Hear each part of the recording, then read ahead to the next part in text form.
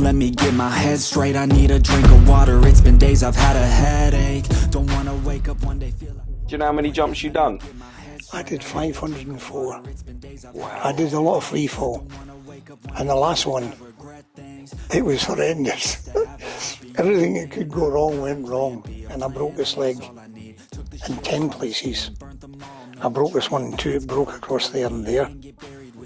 And I was in a wheelchair for 2.5 years. But this guy made me very, very wary. And he never said anything to me, I was just wary of him. And he was terrible for shooting people, you know, so you did something wrong, he shot you. He's called San Antonio Desire. So I went there and I took 8 guys with me. And I got down there and one of the guys said to me, he said, Peter, you're better away from there. And I says, why? He said, he was going to kill you. I says, what for? He says, he felt you were competition to him. And I went and these guys were lying there. I couldn't believe that soldiers could do that to their own soldiers. There was one guy there who was hanging onto a bush. And his brains were blown out, you know, out the front of his face. I looked, I was appalled. While I was there and his arm was smashed, his legs were smashed. It was all hanging off. And I said, Dave, give me a drip, you know, I tried to stop the bleeding. He says, give me a drip. His veins had all collapsed. And Dave came down, Dave tried as well. I said, give me the morphine. And all I did was, I just made his death less painful, you know. So I pulled out a hand grenade and I pulled the pin out of another submachine gun. And I said, well, I'm going to go. I'll take them with me. And that was my thought pattern. You know, it's no use saying it was anything else. That was it. I thought I was going to die. And I didn't have any work. And Dave came in. He says, I've got a job. I says, what is it? You know, there was 2 jobs done there. The first of all was to do a communist group. He says, I've got a job to kill Pablo Escobar. I said, count me in. Liquor life, bigger fight winner. I just wanna get there quicker. So plant hard in your feet. There's no retreat. Burn the boats on the shore till they're buried underneath. Today we are live. Griff, you don't like being called a legend, do you? No, I don't. I think I'm just an ordinary guy who got himself into some extraordinary situations. Pete and Mcaleese, it's absolute pleasure, and I'm so grateful that you agreed to do this with us. Well, I really appreciate you. Yeah, thank you. Yeah. Now you've had, well, a life that people just watch on TV. In fact, you've had something just recently go on TV, but you've had one of them lives that, as a child, you know, you'd see this stuff on TV and just be like, I want to go and do that. And you actually did, didn't you? Yes, I did. Yeah. Tell us a bit about yourself before we get into the nitty gritty of. Yeah, I was born in Glasgow. I never saw my father till I was 12 because he was in the army at the time, and or in the jail, and I used to do my own thing. I'd go wandering, and at a very young age, I saw some guys jumping out of a balloon in Glasgow, and I was obsessed with it. I just stood there watching them all day, and I was always playing soldiers. I was always army orientated. I always wanted to be a soldier, but it couldn't come quick enough for me. And there was an incident there one day, and I was walking through a place called Denison in Glasgow, and this paratrooper came out of the railway station, and he really looked the part. You know, his uniform was immaculate, his red beret on, his boots all built up, and I kept following. I was mesmerised by him, and eventually I was following them all the time. And he turned around and said to me, "What the fuck are you doing following me?" You know, and I said, "You know, Mister, you know." I went away, and then a movie came out about parachuting. It was about the parachute regiment, and it was called The Red Beret. And I used to go and watch it, just to watch the parachuting. And I went on, and as I say, I went through school. I went to a good school. I went to St. Thomas's. Nuns, very strict. And I just moved on and on. My school days, I think I was taught fairly well, but I think I should have paid a bit more attention than I actually did. And I remember the first time I saw my father. Correct me if I'm going back and forward here. No, that's absolutely fine. I remember the first time I saw my father, and I walked in and he was at my Auntie Jane's, and he had one of those big toasting forks, and he was making toast. And I can remember that he had an army uniform on with a black patch down the back of it. Now, I didn't know it donated, but he was in the Royal Welsh Fusiliers. And I says, "Hey, mister, are you my daddy?" Because I'd never seen him. I'd heard about him, but never actually seen him. Just in glimpses. And he then went absent from the army, and he was always getting into trouble. And he was always finishing up in jail. He tried his hands at being a car burglar at one time. And him and one of my uncles was in the pub one day, and they suddenly decided that the kids needed some food. Don't forget, they're in the pub, but the kids need food. So when you think of cat burglars, you think of people with jemmies and whatnot, opening doors. They rammed the cooperative door down with half a telegraph pole, ran in and grabbed all the stuff they could out of there. And it was all Jacob's cream and crackers. There was nothing to wash it down with. But we were all hungry. We started eating these things. And the cream and crackers are sticking to the top of the roof of our mouth. We were drinking gallons of water to get them down us. And there was a reason for it. It wasn't that he went absent from the army.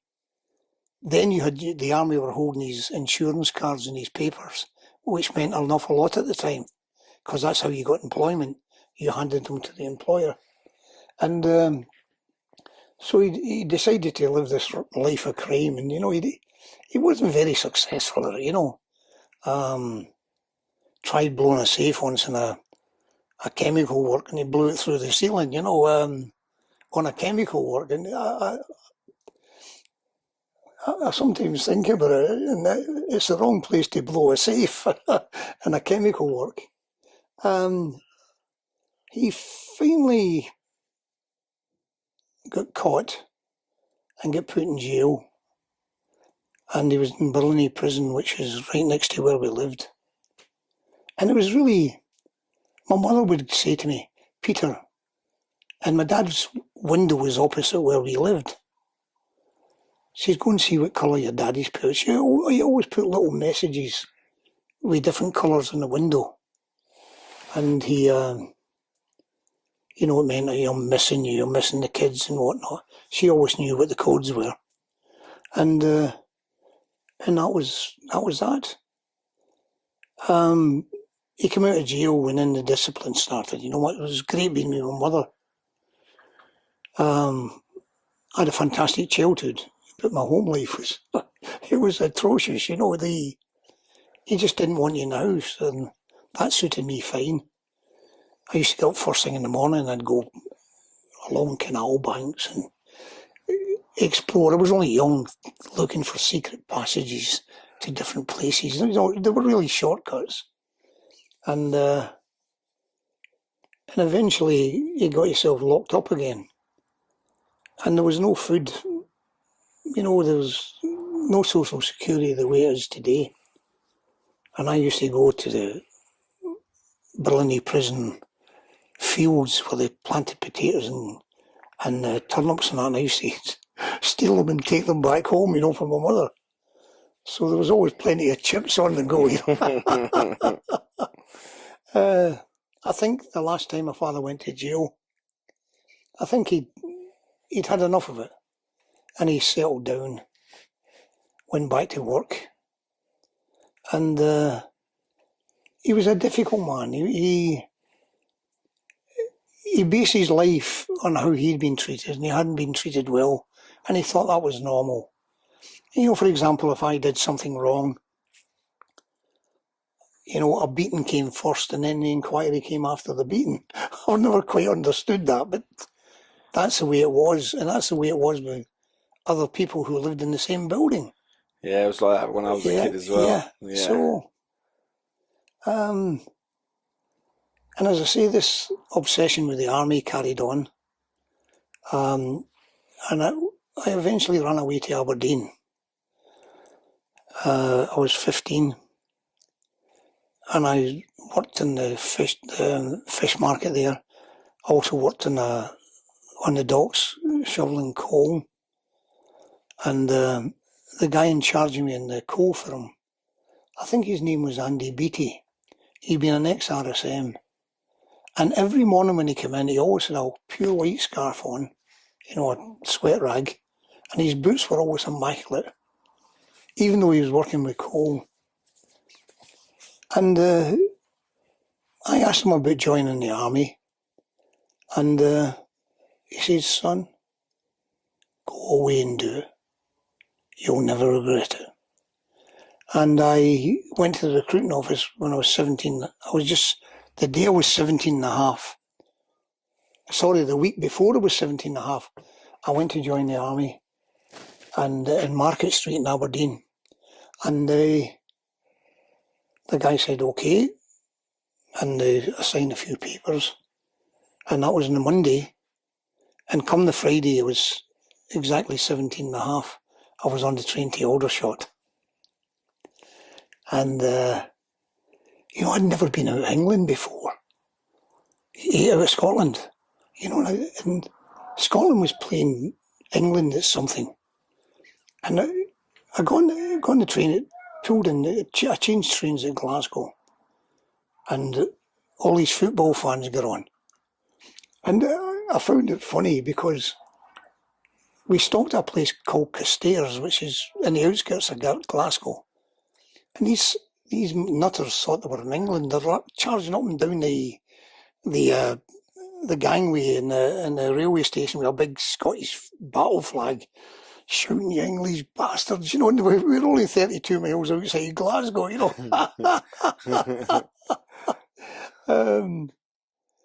Anyway, I got there, and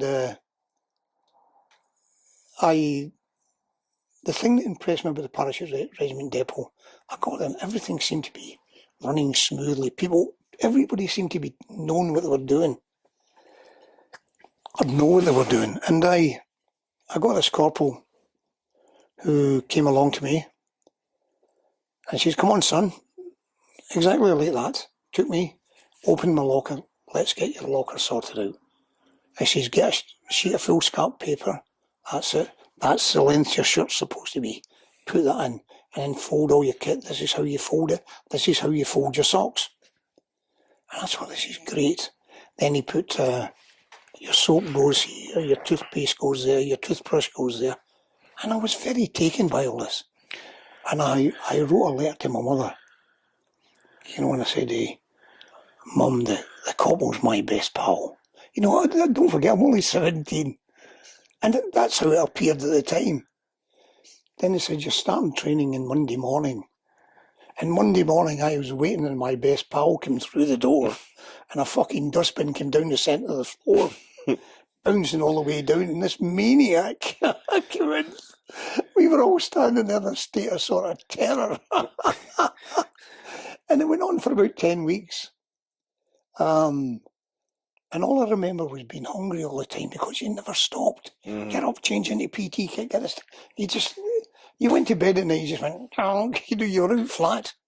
And we finished 10 weeks training, and then we went to the parachute school.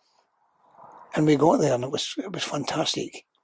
And, you know, I'd never parachuted before. You know, I'd seen it all and the food there was fantastic. It was an RAF camp called Abingdon.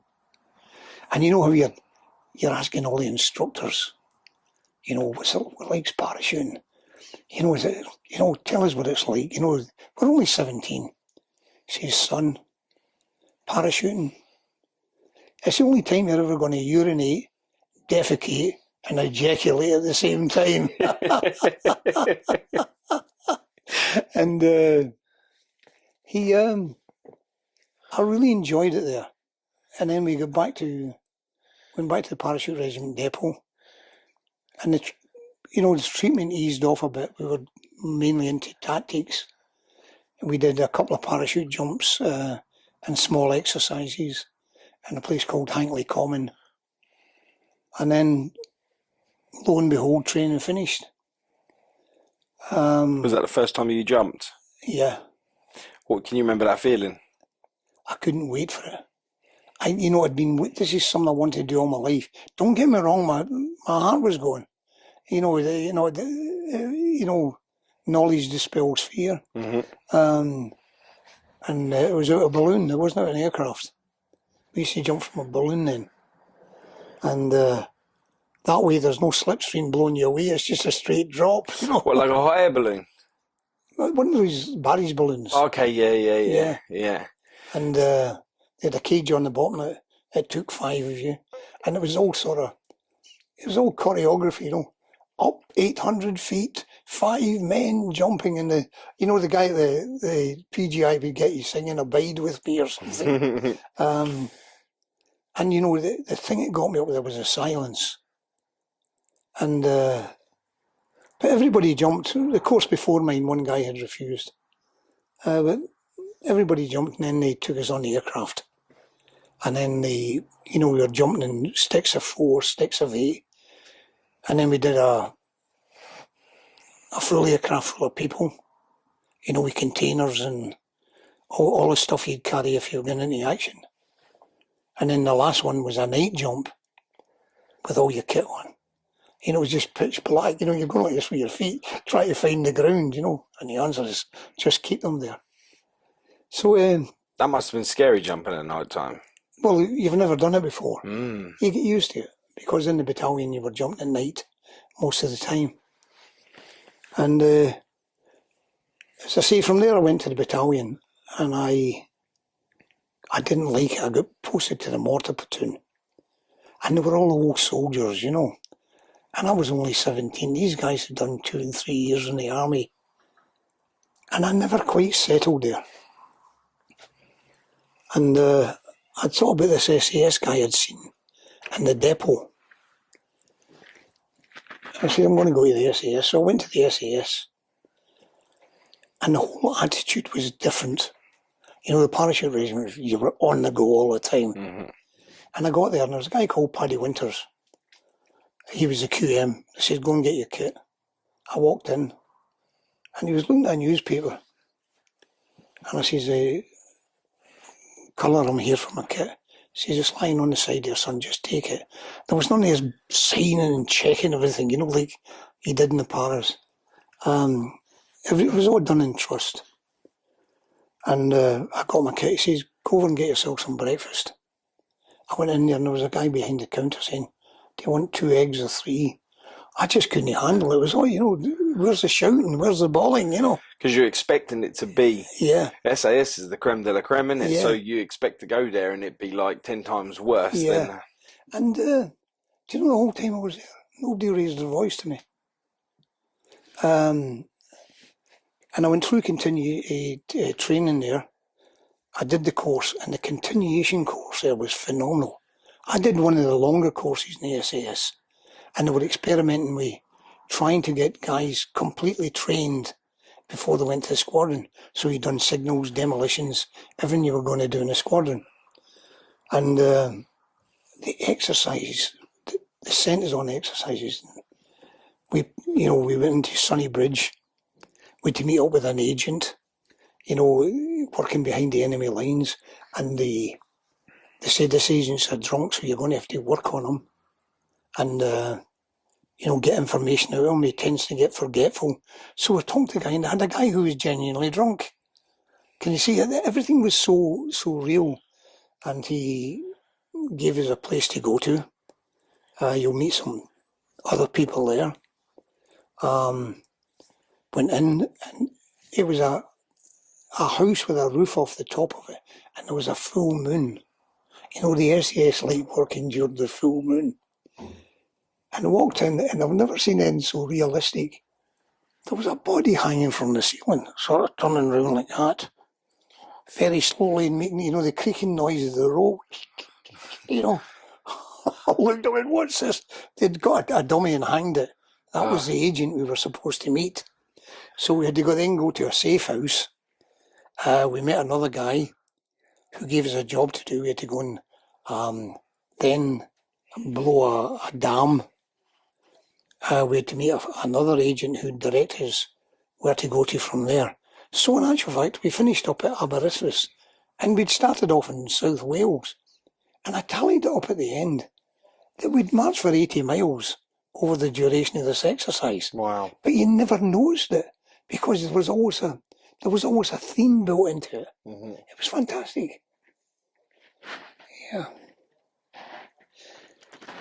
What made you want to get into, not just the paras, but just go for the elite force of the whole lot? I mean, you obviously had this amazing ambition to put yourself, throwing yourself constantly out of a plane and to going into like the ultimate places where you're dicing with your life every single time you do it, and then you double that, triple it, and they call it the SAS. Yeah.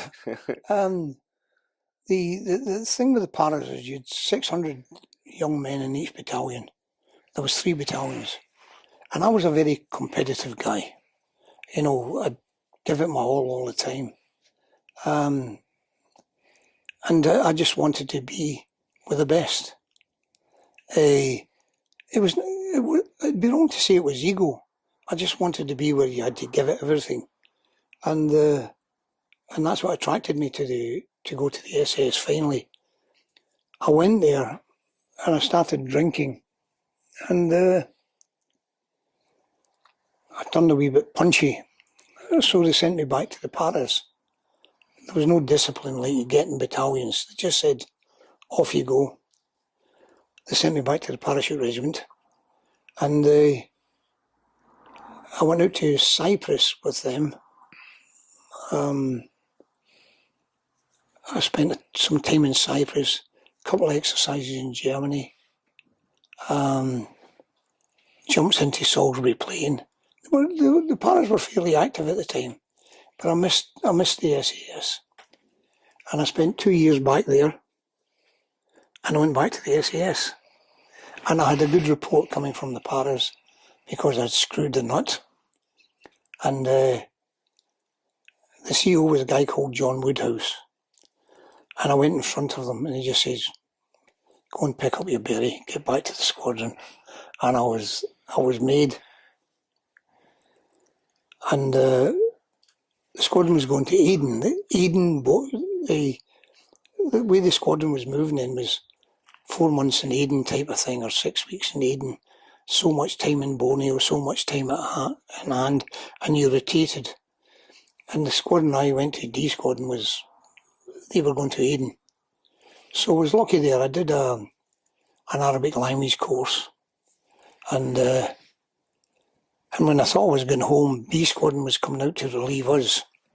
So they posted me to B squadron as one of the interpreters, so as I could carry on picking up in my Arabic. Yeah. So we went there, and we took off to go on an operation, and we climbed this mountain the other side of the camp called the Jebel Barash. We climbed up that during the night. Don't forget, we were thirsty. Each of us was carrying 2 gallons of water. That goes to show you the amount of water shortage. And we got there, and we got on the top. We lay off for the day, and then we moved down into the Wadi Bila. And the troop sergeant came to me, and he said, there's a shepherd there. Could you talk to him? And I spoke to him in what Arabic I knew at the time. I says, calm down, calm down. But he kept shouting, and I found this a bit strange.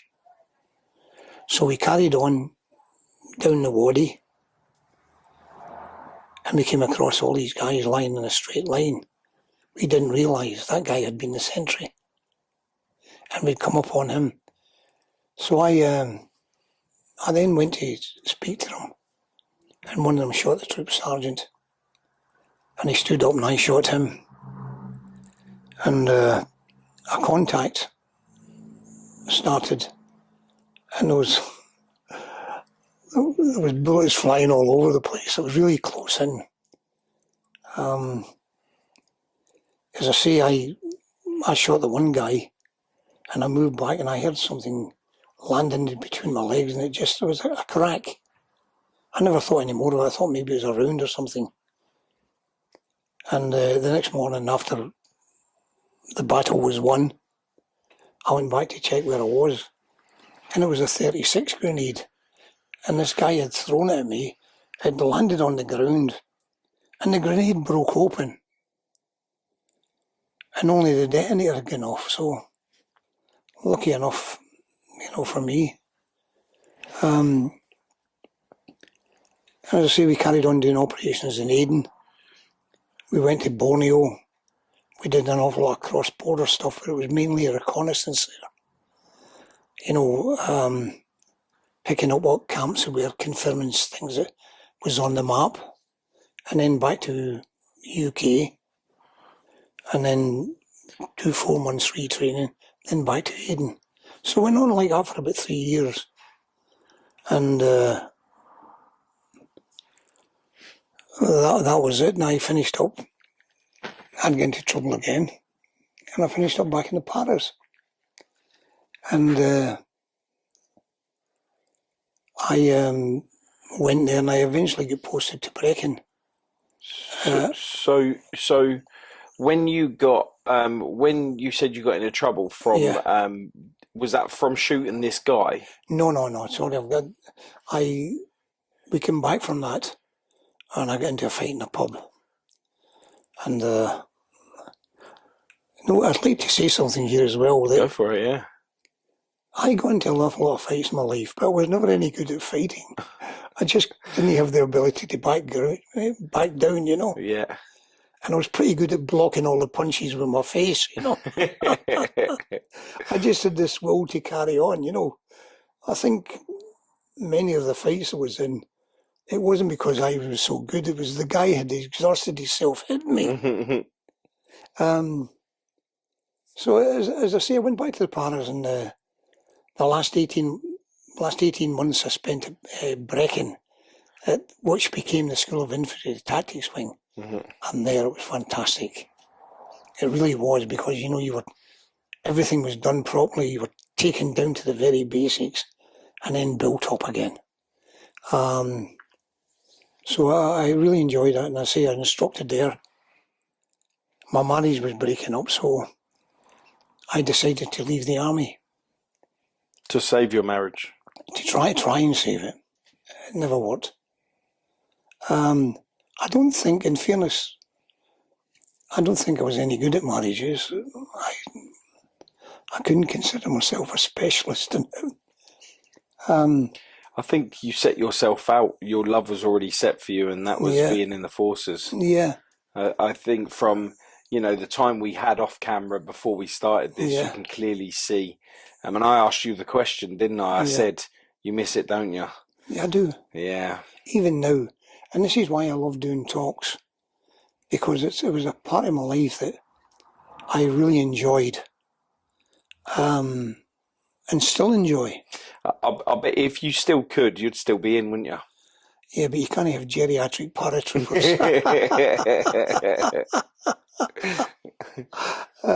Do you know how many jumps you've done? I did 504. Wow. I did a lot of free fall. And the last one, it was horrendous. Everything that could go wrong went wrong. And I broke this leg in 10 places. I broke this one in 2, it broke across there and there. And I was in a wheelchair for 2.5 years.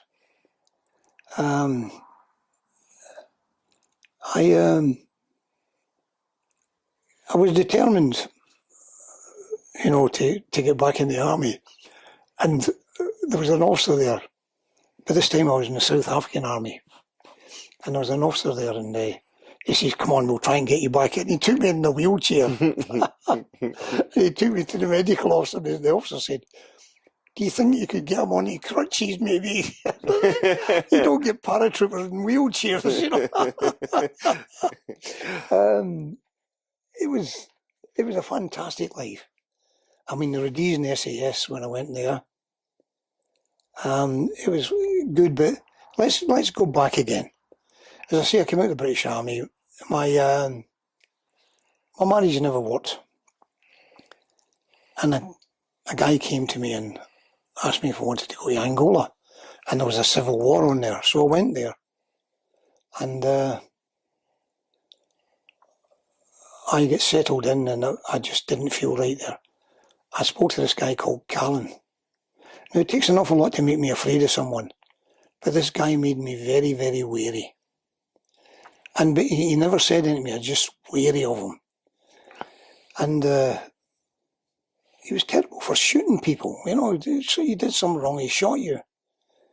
Anyway, he said to me, I want you to take a group down. He was the guy in charge. I want you to take a group down to a place called San Antonio Desire. So I went there and I took 8 guys with me. And I got down there and one of the guys said to me, he said, Peter, you're better away from there. I says, why? He said he was going to kill you. I says, what for?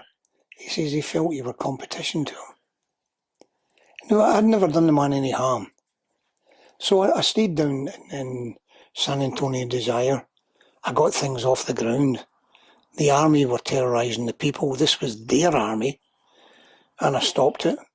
I made sure the people got their amount of food because it was all fishing. And the army were taking all the fish. I went, stop. And I started an MP unit. So I got all the biggest guys there, and they were sort of half bullies, you know. I made them the MPs. So if they touched any of the civilians, they got a sound trouncing. What's MP mean? Military police.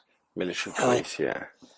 So, and I really took an interest in the place because the people there were fantastic. It's just there was a war on. It was devastating, the place. And, you know, I got the hospital up and running again because there was a ship lying out in the bay, and I says, I wonder what that's doing there. It was just anchored up. There was nobody on it, nobody. So I went out on a boat, and the place was jam-packed with medical kit and tinned food. So I just got it all unloaded. I mean, there was a shipload. I got all the medical kit into the hospital. I really felt I was contributing, can you see it? Yeah. We got the hospital up and running. We got the electricity back on in the town. And it was just starting to function again. And as I say, the hospital was running, the people were being fed. And I felt this had been rewarding. You know, I wasn't fighting. Did the people love you for it? I think they were fond of me, yeah. And then Holden Roberto came to me. He was the president of the FNLA, the people we were fighting for. And he says, I want you to go up to Mcaleese. I says, what for? He says, I want you to arrest Callan. My heart started going, dub-a-dee-dub, dub-a-dee-dub. You know, this guy was brutal. So I flew back to Kinshasa, and there was a couple of Americans there, and they were going to be my bodyguards because I was on my own. And I flew into the place, and I noticed there was a vehicle coming towards me with a machine gun on the front. And I got off the aircraft, and I looked round, and my bodyguards had gone absent. So I was left there on my own. And the guys came along. It was a guy called Sammy Copeland, another guy. Callan wasn't there. I said, what's been happening? They said he's been captured by the Cubans. But they got in their contact.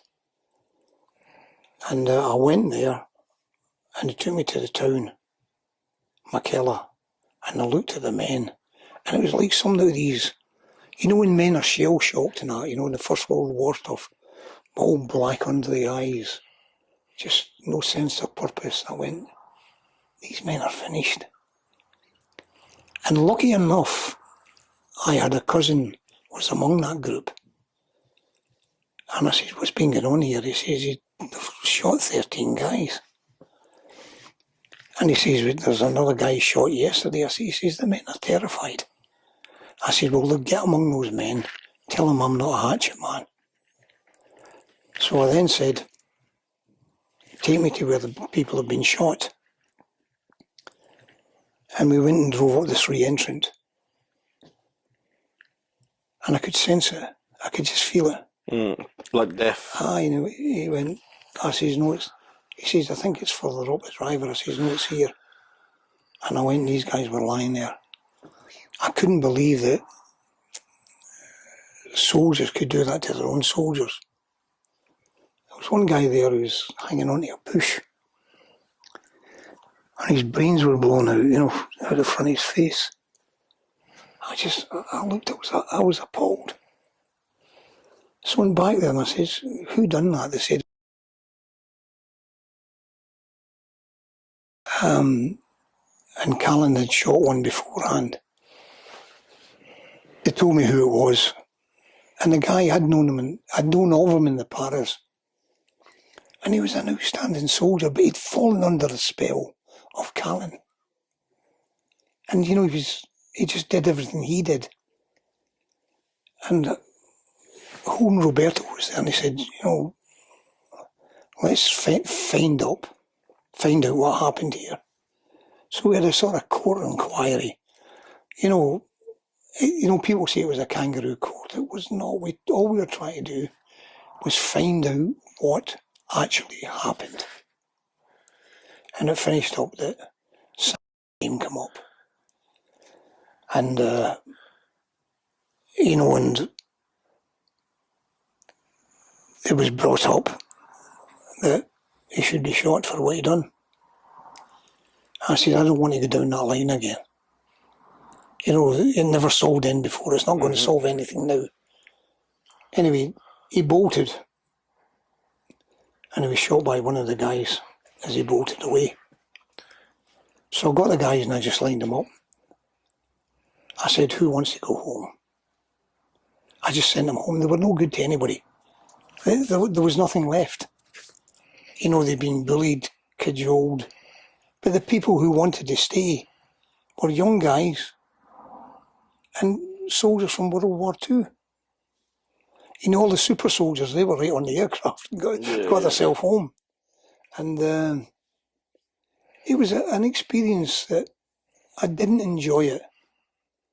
I saw men at their worst. And it made me realise the importance of discipline. Even I could be considered ill-disciplined in a lot of ways myself. But I was never ill-disciplined army-wise. It was always behaviour-wise in a pub or something. And I say the whole thing folded up. I went to see some CIA guys. And we'd been pushed right back. And they says, look, we've got an aircraft.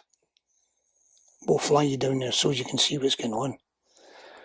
So we flew down towards where we thought the Cubans were, and I seen this convoy. It was about 70 armoured vehicles coming up this road. And I looked, and I said, I better get these guys out of here. So they were coming to attack the town, and they were doing a pincer movement on it. You know, they weren't joining up, they were cutting like that. Yeah. So I said, I got the guys out and I blew a bridge here. Or, well, I got somebody to blow it for me.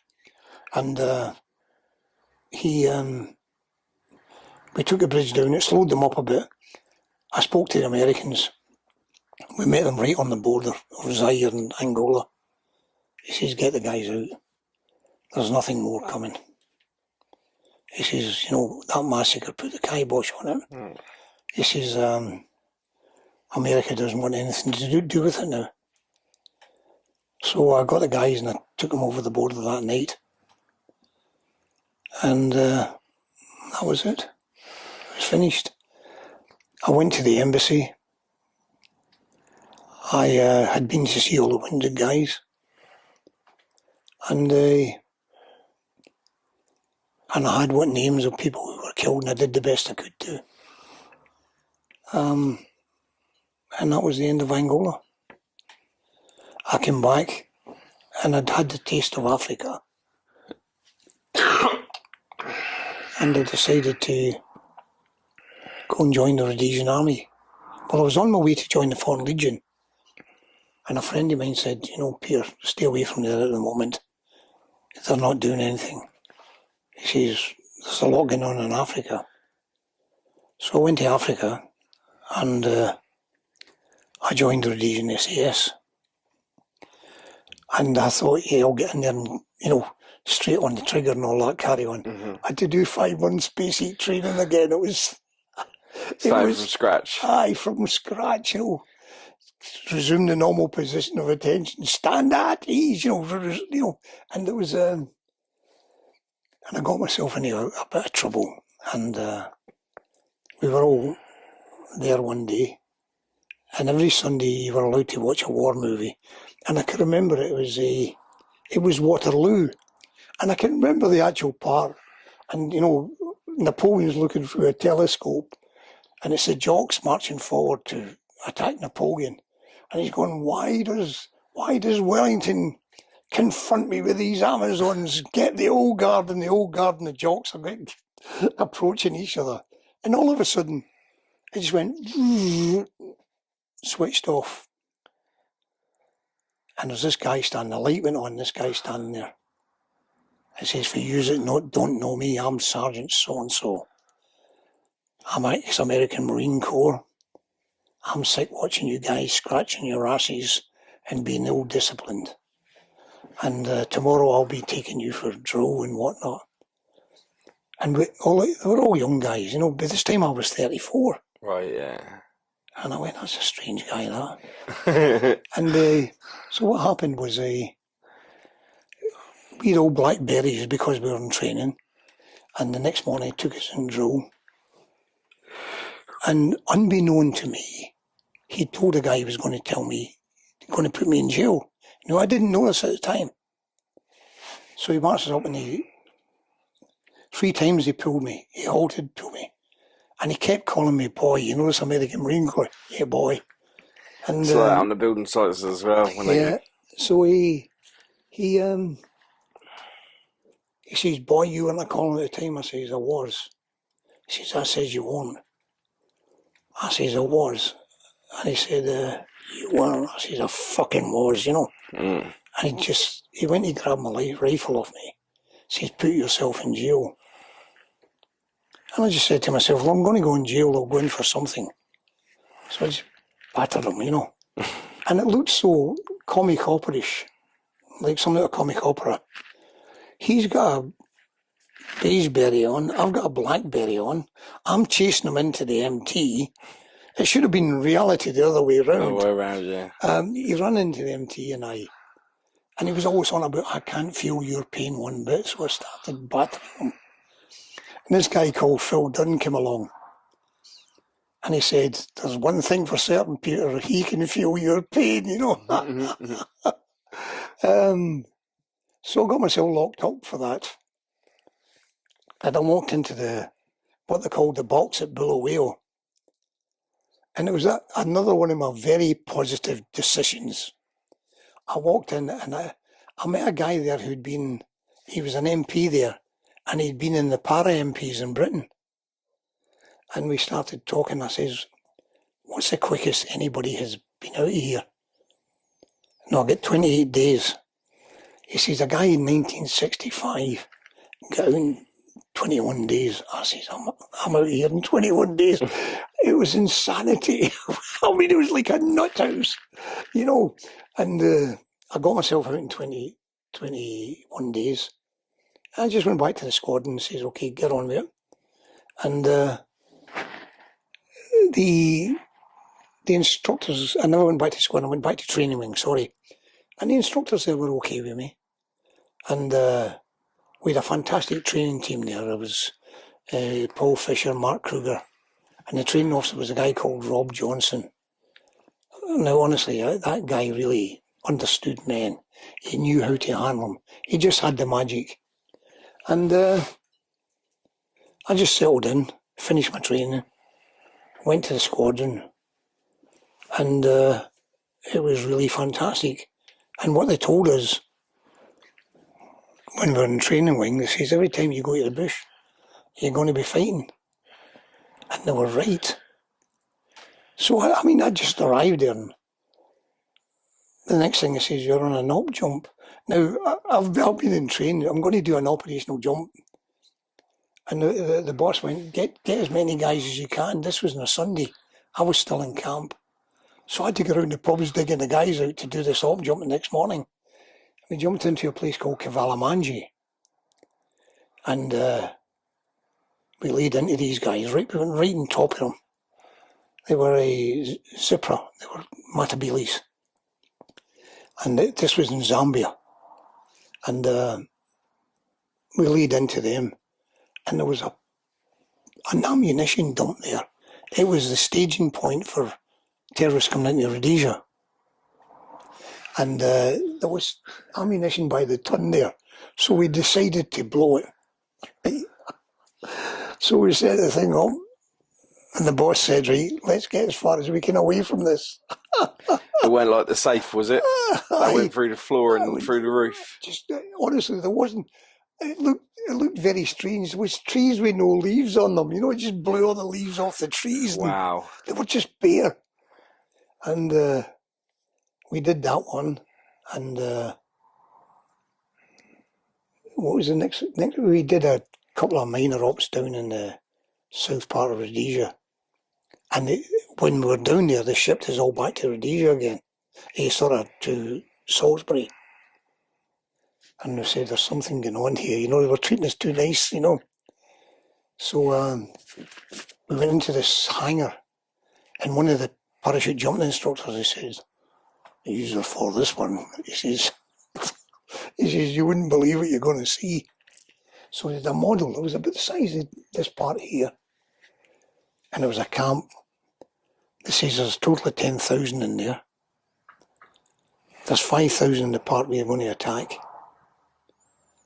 And, you know, we looked around, there was A squadron and B squadron from the SAS. There was 2 and 3 commando from the RLI, who were also paratroops. And we said there's only 188 of us. So they parachuted 188 of us in on top of this camp the next morning. And I landed on a tree. And I was trying to break the branches because my feet weren't touching the ground. And I was trying to break the branches, and a guy started shooting at me, bang, bang. And lucky I got down. I got myself out of my harness, and I was behind an anthill, and the top was getting shot off this anthill.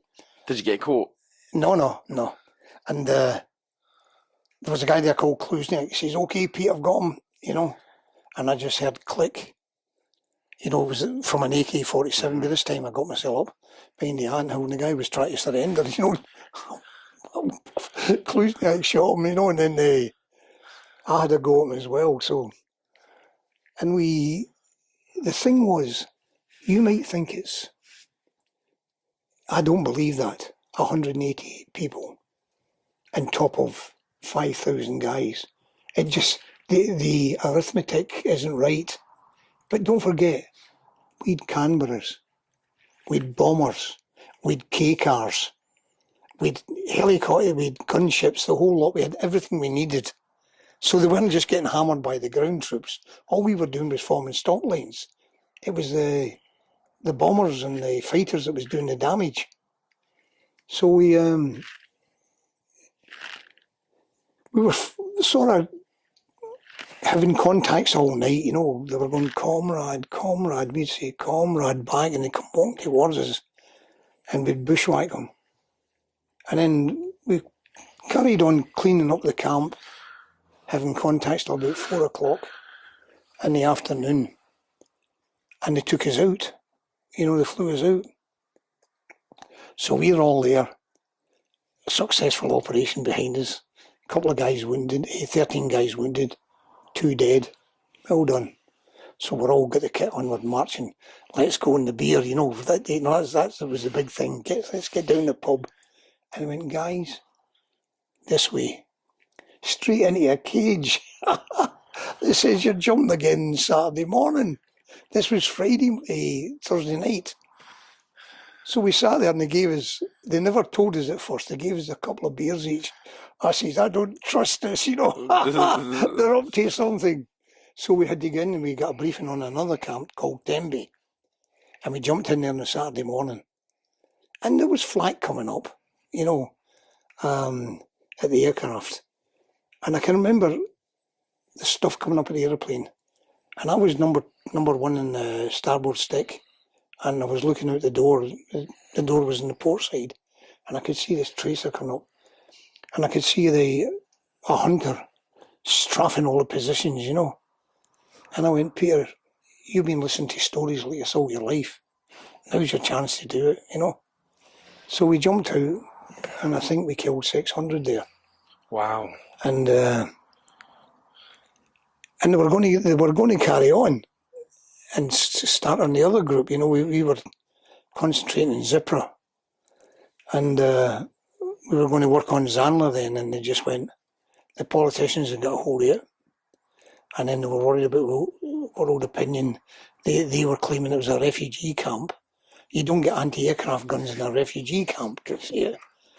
So they called it off, and that was it. I did 1 or 2 other camps. There was one I remember well. We jumped into a place called Maroro, and the camp was in between two mountains. So normally we jumped at 450 feet, but we couldn't get down low enough to get into the camp, so we had to skim over the top of the mountains. You know, 1,100 feet, and we jumped, and we could see the guys running underneath us.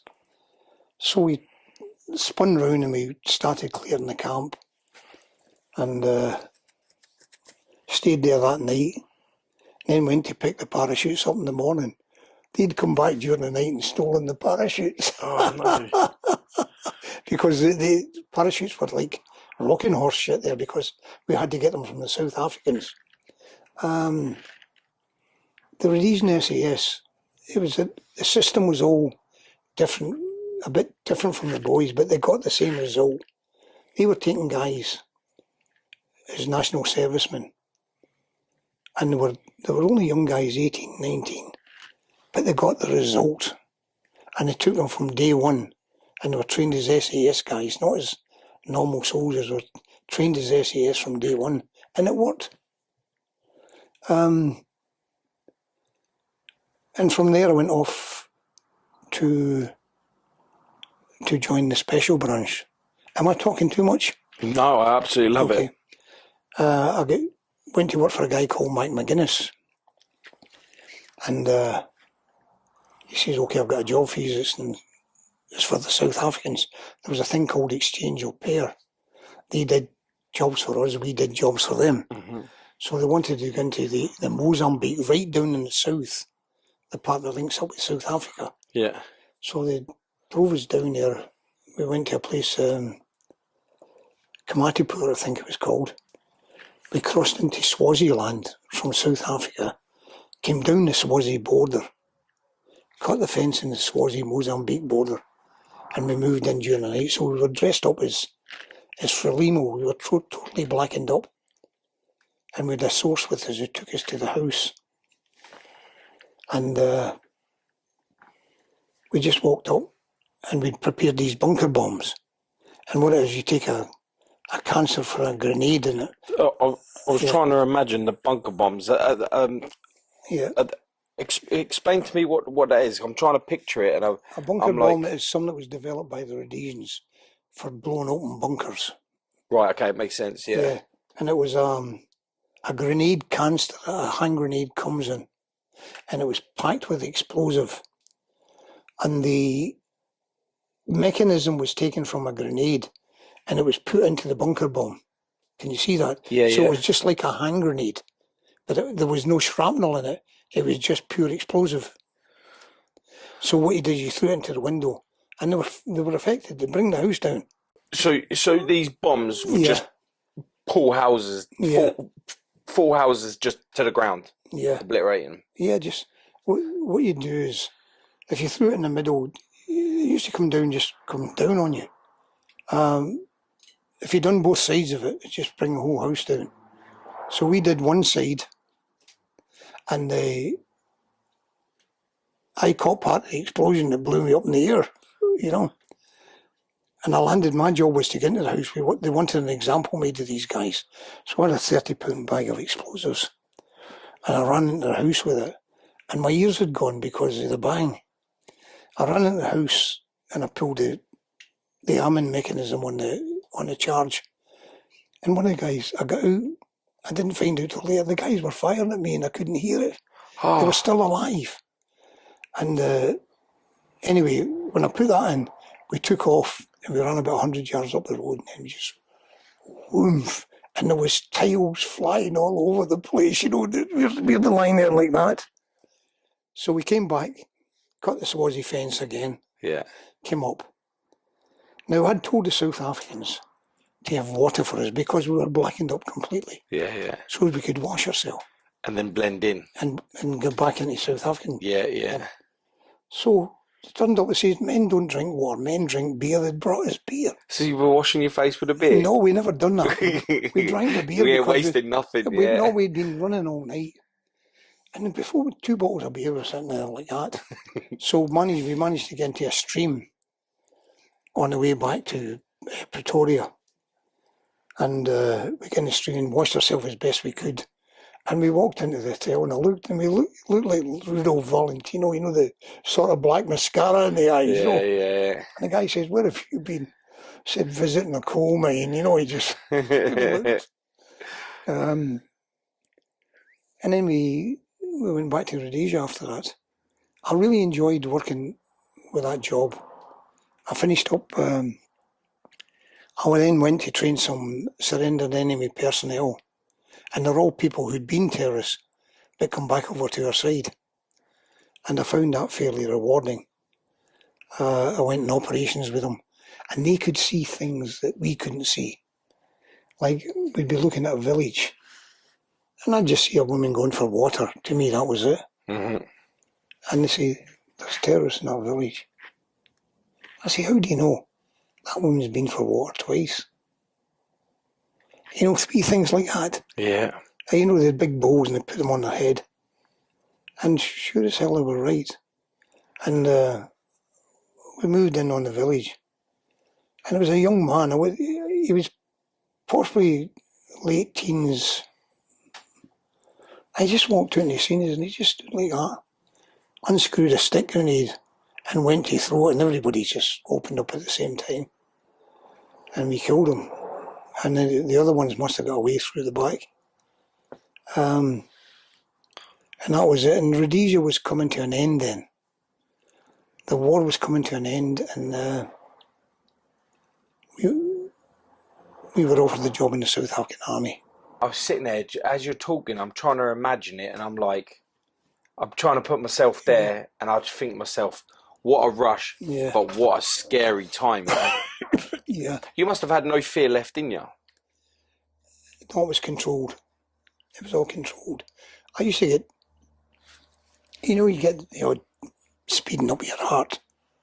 But was that for the rush or was that for the fear though? The rush, Yeah. But I, as I say, I got to South Africa and that was very rewarding,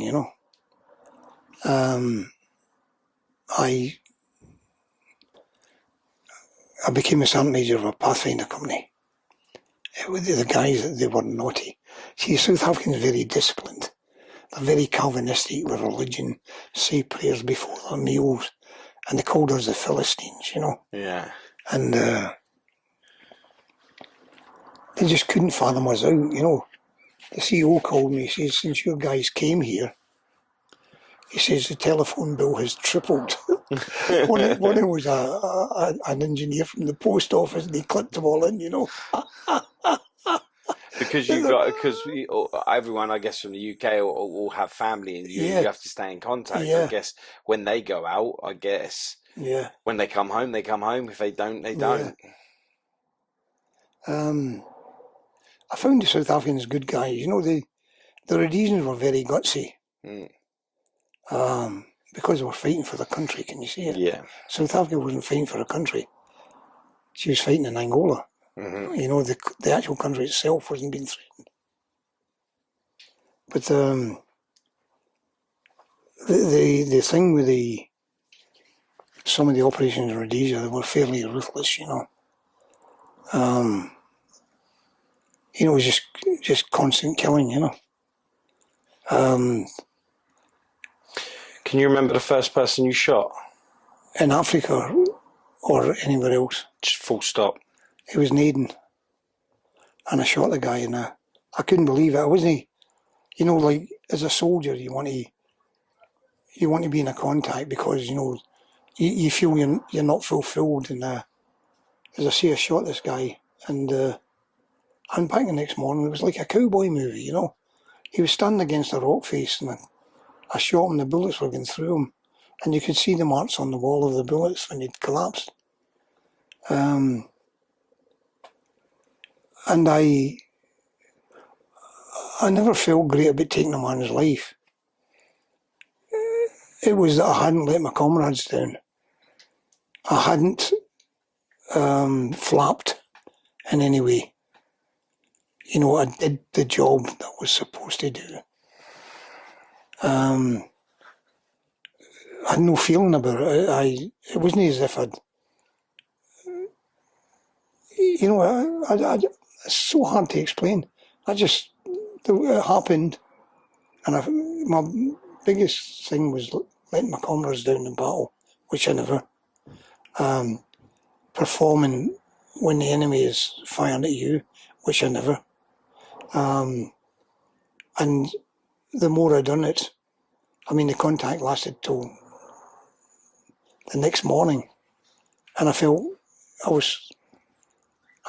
a sort of, I was doing it automatically. You know, for example, if you take the Rhodesian army, in the Rhodesian army you were fighting so much, you grew comfortable with combat. Mm-hmm. In the British army, they say, right, you'd be seeing your girlfriend, or you're going to Borneo in 2 days' time. See, here we go again, can you see it? Whereas in Rhodesia, you had that the first time, but you just carried on. Yeah. I can only, now that's how I felt about it. I might not be right, but that's how I felt about it. Mm-hmm. Yeah. And, yeah. I can see it's bothered you a bit. And what we... And you know, like, I guess now you have time to think about it. I guess then you haven't got time to think about it. You know the biggest regrets I have? Well, I wouldn't even say they were regrets.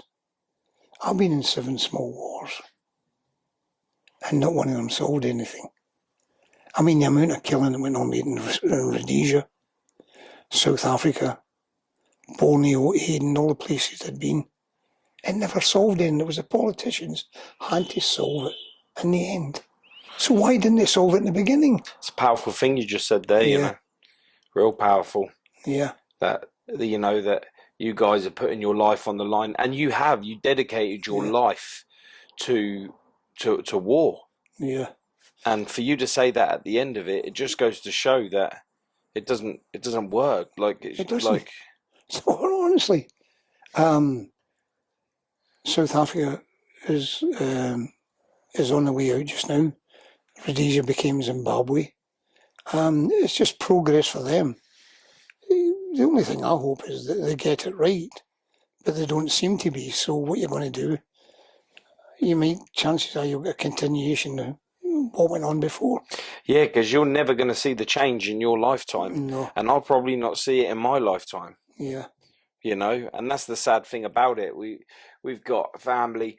I know, so say for instance, I was telling you about my brother before we started. Yeah. I know what one death 4 people took 1 life. Yeah. I know the repercussions that it's done to my family for one person. And you know, when you go to war, you know that there's a chance you're gonna die, but also when someone does die, you've killed them Yeah. in a murderous way. You know, shot them, uh, a bayonet. You stabbed them with a bayonet or anything like that. Luckily, it's in your mind. You just put them down as the enemy. Yeah. And that's it, because he probably doesn't want to be there, and you probably don't want to be there, but you're there. Yeah. That's what you trained for. I mean, I showed you a picture there today. I flew in the helicopter, and a guy was putting a rocket into the tube to do the helicopter. Wow. And before the thing even landed, I ran straight at him. You know, and I just kicked him over. And, you know, he would have taken the helicopter down. But I was too quick off the mark for him. Mm-hmm. See, life is strange, you know, and I seen guys that it's not everybody's cup of tea. What I do feel is you get these people, and I get quite a bit of it, who've done a little time in the army. They've all got PTSD, you know. And then they'll come on, like one guy wrote the other week, I could see by your movie that the operation against Pablo Escobar was doomed to fail. Now,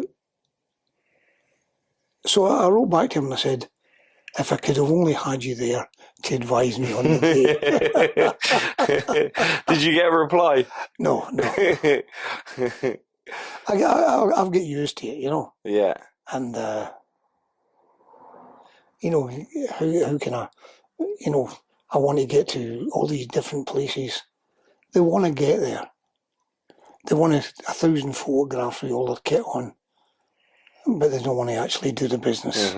And there's quite a few of them float around. Yeah, well, you put the kit on, and you took it to its absolute limits, didn't you? Well, I did what everybody else in my position at that time done. I'm rather proud of the men that I was with, because I was very, very fortunate in that in my soldiering, the selection system was so good that those people were filtered out early. I seen probably one guy who was a bit shifty. And what he'd been on call up. You know, he was he'd been out of the army, and they called him up for service, and he'd been out of the army for about 4 years, and he couldn't find himself, you know. But generally speaking, all the units I've been in, I'm proud to have served with them. Sometimes I find that more so in the British Army, they seem to take life awful seriously, you know. I mean, guys get caught shooting at the picture of a politician, and the national newspapers have got it. They blow it out of proportion. You know, the guys were firing a weapon. It doesn't mean to say they'll get anything particularly. Soldiers are not political people, but you know they know who's performing and they know who's not. So it's the way they are, and you've got to stop the seriousness with them. You know, and by all means, I mean, there's something going on in the past week. Some guys from some units brought a woman into the barracks. Yeah. And it's got into a general, and everything's overreacting. Why don't they just take the 8 guys that actually done it and punish them? Why punish a battalion? It's a funny mentality some of these people get. That's actually down our way that happened. That's down our way. Yeah. And the girl is from the town that we're at. Yeah, that's like that. So, do you think if you was to be you again, and your time was to serve now, do you think you'd be able to? With today's new rules and the regs and everything that goes into play with it. I really don't know. It'd be wrong for me to say. I look at some of these young SAS guys that come in. Now, don't forget, I've aged since then. Mm-hmm. And you see some of them, you say, doesn't sounds a wee bit childish to me. But in actual fact, I was in that same position X amount of years ago. Yeah. Did the older guys say that about me? Again, going back to the SAS, people start saying, oh, it's not like it used to be. There's kids in there just now. If you made a rucksack that size, they'd carry it. Mm-hmm. It's just that I think one of the best ways of putting it is the good guys in the SAS, the parachute regiment, or the Marines are no better than the good guys in any other regiment. But through a selection system, there should in theory be less bad guys. Mm-hmm. And, a lot of these kids now, they're better medical trained than we had. I mean, when I was in the army, we had a medic to the company. A medic to the company. Whereas when I was in the South African army, there was a doctor to every platoon. But they had national service, don't get me wrong. Yeah. Soldiering to me, it's the most honourable profession in the world. Now, I use the word profession. The worst thing you can get in the army is career soldiers. They're there for the pension and the stuff.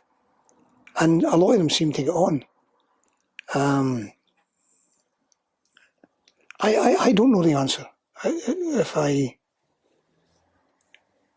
don't think I would enjoy myself as much as I did before.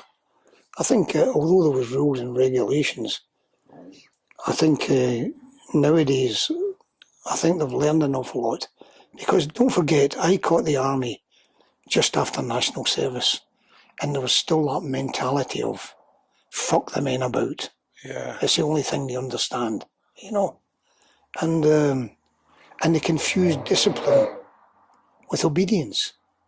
Two different things. Mm.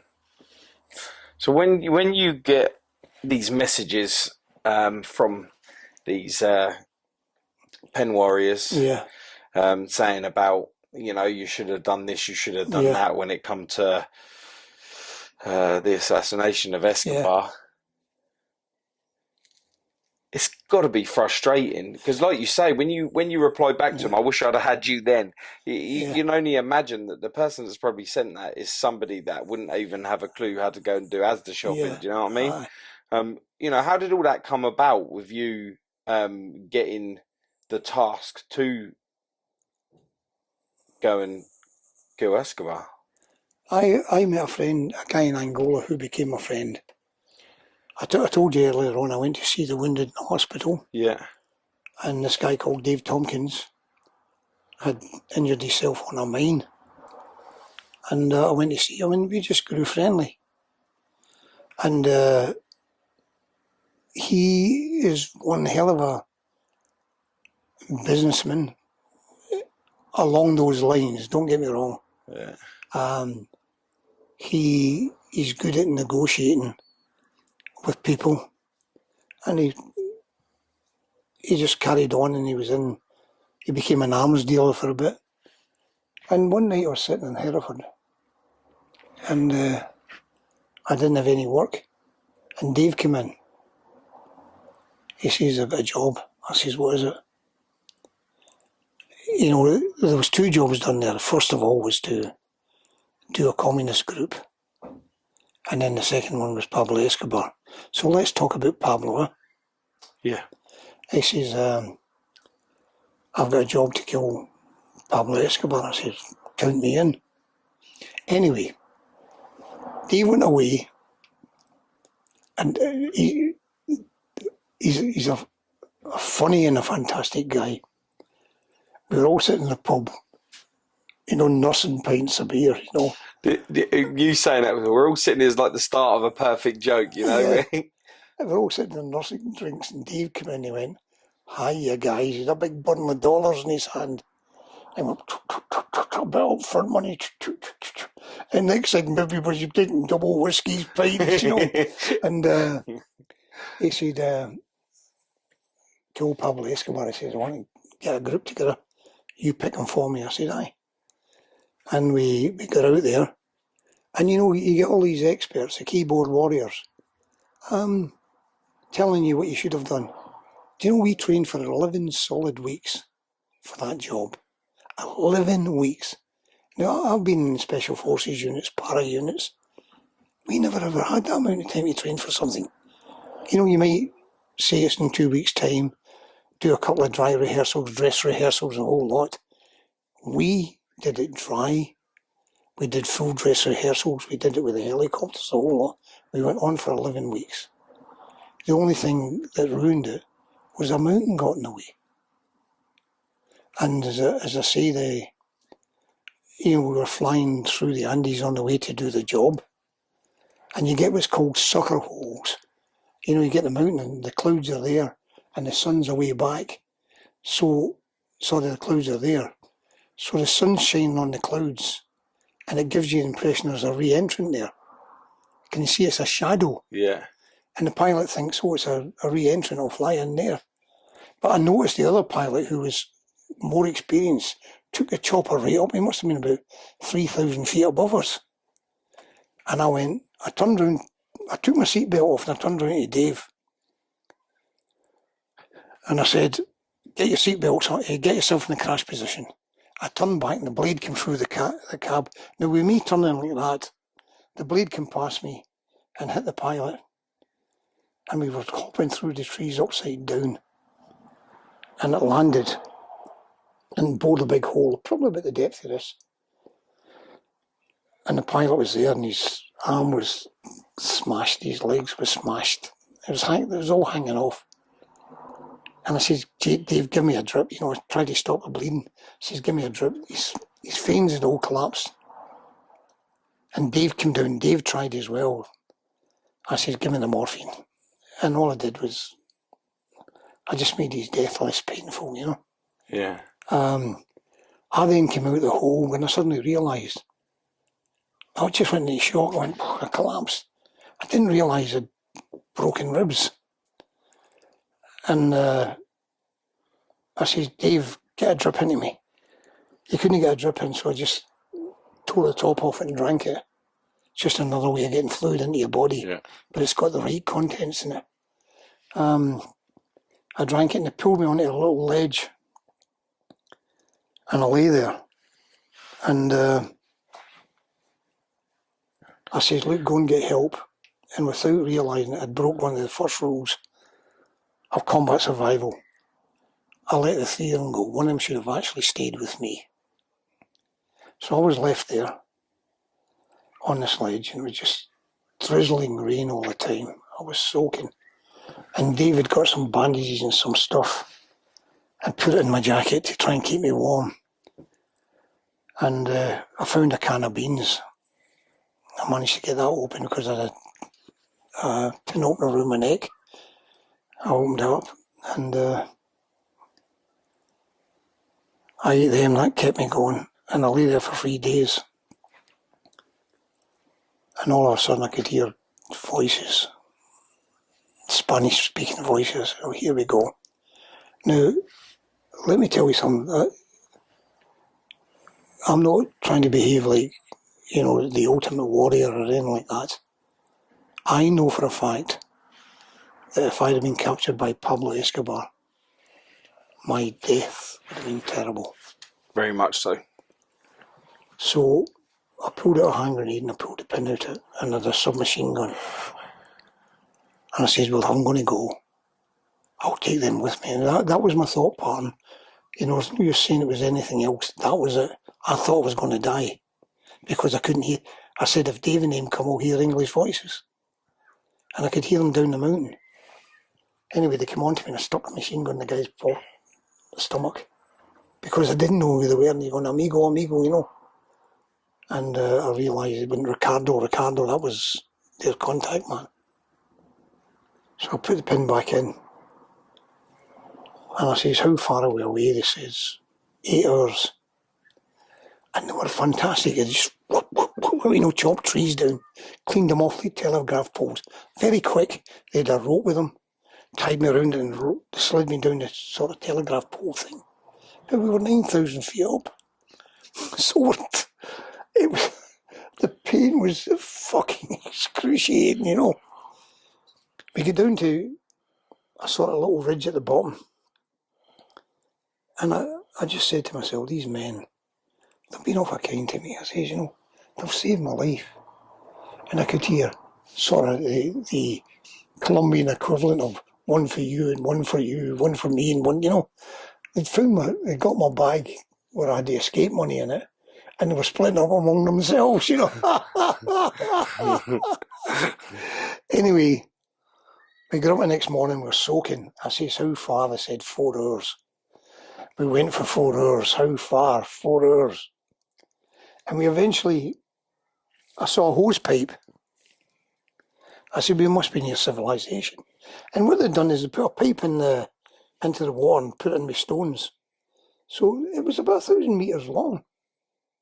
Well, it was long, okay. And what they do is they pull a little cork out at the end, it's running water. Can you see that? Yeah. They didn't have to go to the stream for it. It came over this little ridge. And I eventually got there. And there was a bed there. It was just made out of hessian sacking. And they threw me in this bed and I just went bump. And the pain was terrible.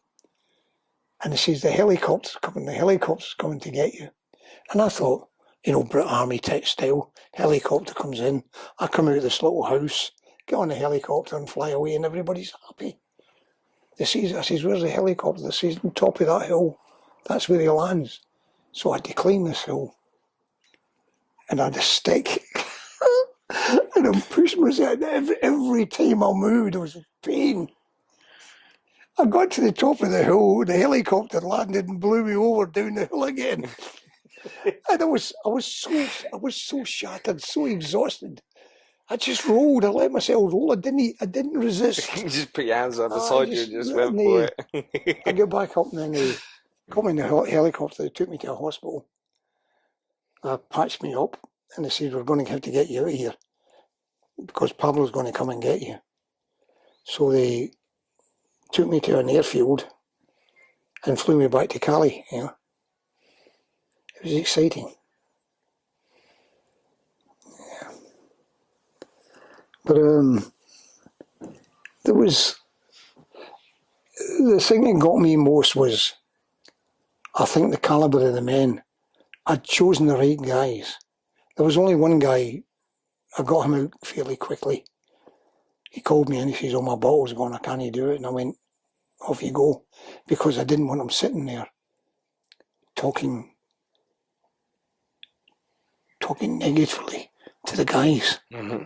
So I sent him home. The first thing he did was went to the press and sold a story. And he tried to phone me after it. And I says, I never shouted or bawled him. I just says, I don't want to talk to you. Because he put his mate's life on the line. And I got back there and I spent some time recovering in the UK. But as you see now, even now, it's just, it all came back on me. Can you see it?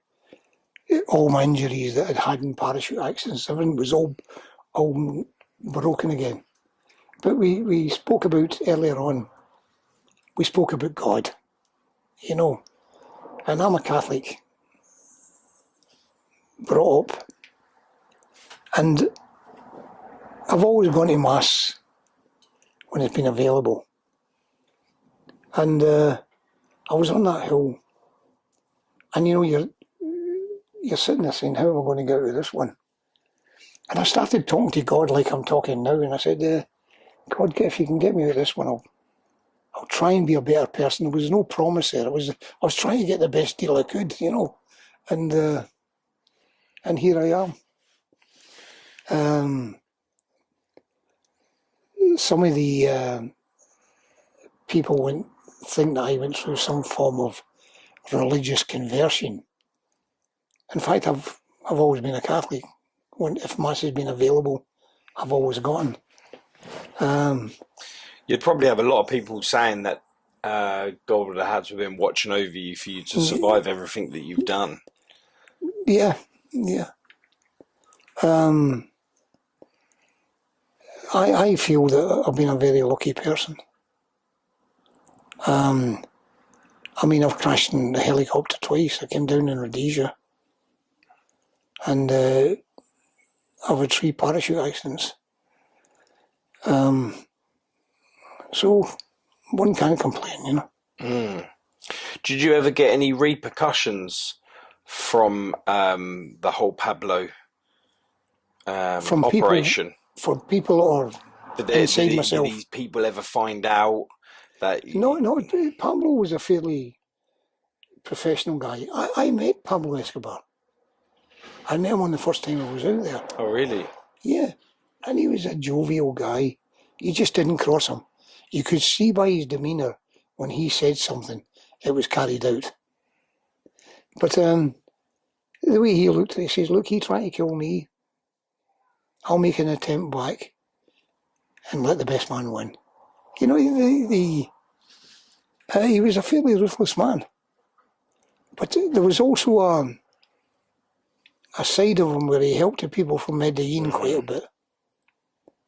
But as everybody says here, even the craze gave something to charity. Yeah. Was it the excitement of who it was that the mission becomes so appealing to you, or was it just like, yeah, I'm going to take this job on because... It was a challenge. Yeah. You know, he had 80 bodyguards. Now, they weren't close protection per se. There was guys stationed at the gate. There was 80 men. There was guys broken up, and they were all in groups of 10 all over the place. But we had enough ammunition on us to kill 3,000 men. You know, these were guys that had a Uzi stuck in their belt with a mag stuck on the other side. You know, they weren't tooled up. We were soldiers. Operation ready. Yeah. And, you know, the thing is, we'd have made such a mess when we went in there that anybody with any sense should not have come near it. You get, Pablo's men were ruthless. They were ruthless. They were ruthless with other people who couldn't do anything back. No,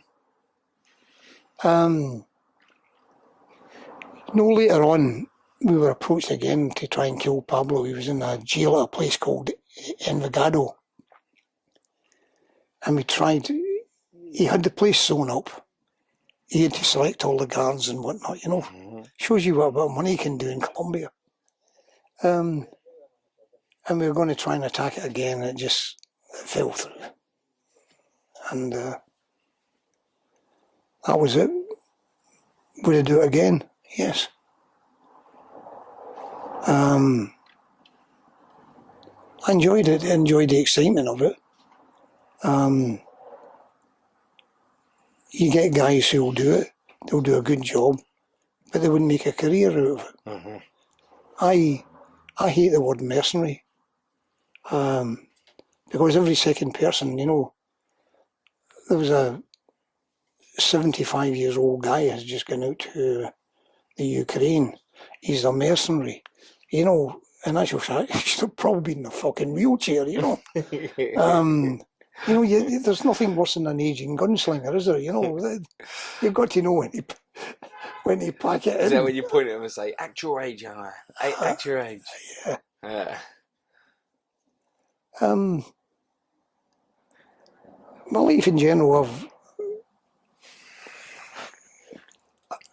I was never a good father. It's not that I didn't want to be. I was never a good husband. It's not that I didn't want to be. I put other things. I had a marvellous wife. You know, she never ever messed about with my head. But I sure as hell messed about with hers. You know. Is that your biggest regret? I regret it. But she's happy. If I was ill now, I know for a fact she'd be here right away. That's it. Do you still speak to her? Yeah. You ever apologise to her? I did. The two of us sat down one day, and I just explained to her. I said, I'm sorry for what I did. Did she forgive you? Not the soldiering side of it. Mm-hmm. I was fucking about with barmaids and everything, you know. Yeah. So, and she just said, well, it's water under the bridge. You know, when they say, I mean, I was running through a camp one day in Angola, and you know, there was absolutely no fear in me. And I said to myself, Jane made this possible. She never ever messed about with my head. Mm-hmm. You know, and she said I was always confident that you'd come back. Yeah, we went in one job there. They'd cleared out 2 hospital wards for the wounded coming back. I mean, the wards in Rhodesia were 50 people in the ward. Wow. You know, so they were expecting a bad result, and it never worked out that way.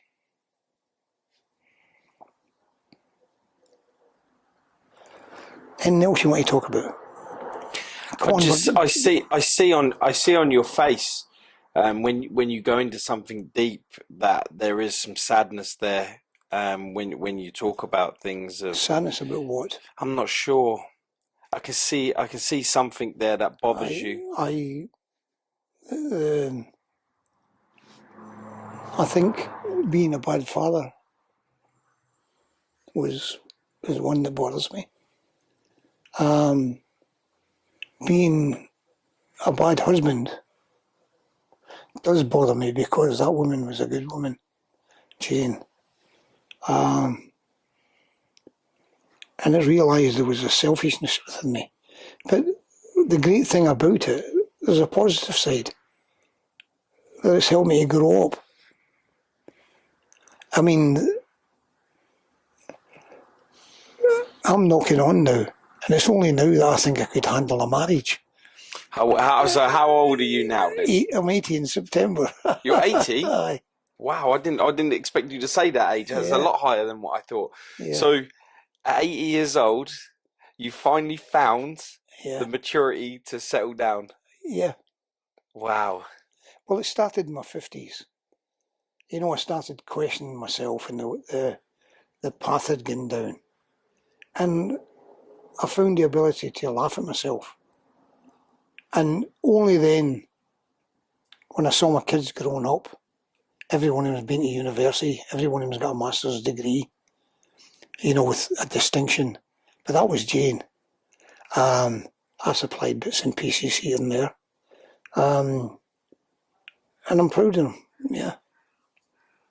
Did you ever think that you would have come back home from being this mission with Pablo? Did you ever think that you'd come home from it? Yeah. You know, you work it all out, you say, is this going to work? And what it does to me, it motivates me to get things better. You know, for example, when I was flying on the Pablo job, we flew over a place called Mcaleese, and I was going through my head, did I give these men a good enough deal? Did we do enough training? Did we cover enough subjects? You know, what if this would... And I couldn't find any. So I was at peace with myself that we'd taken it as far as we could. I mean, every day we'd go out and start training. Every day we say, right, you're in charge now. What's happening so is that every one of us knew what the other one was doing. So if there was maybe a team leader was shot, somebody could nip in and take that job over. I was very proud of those guys. There's only one let us down, but the rest of them,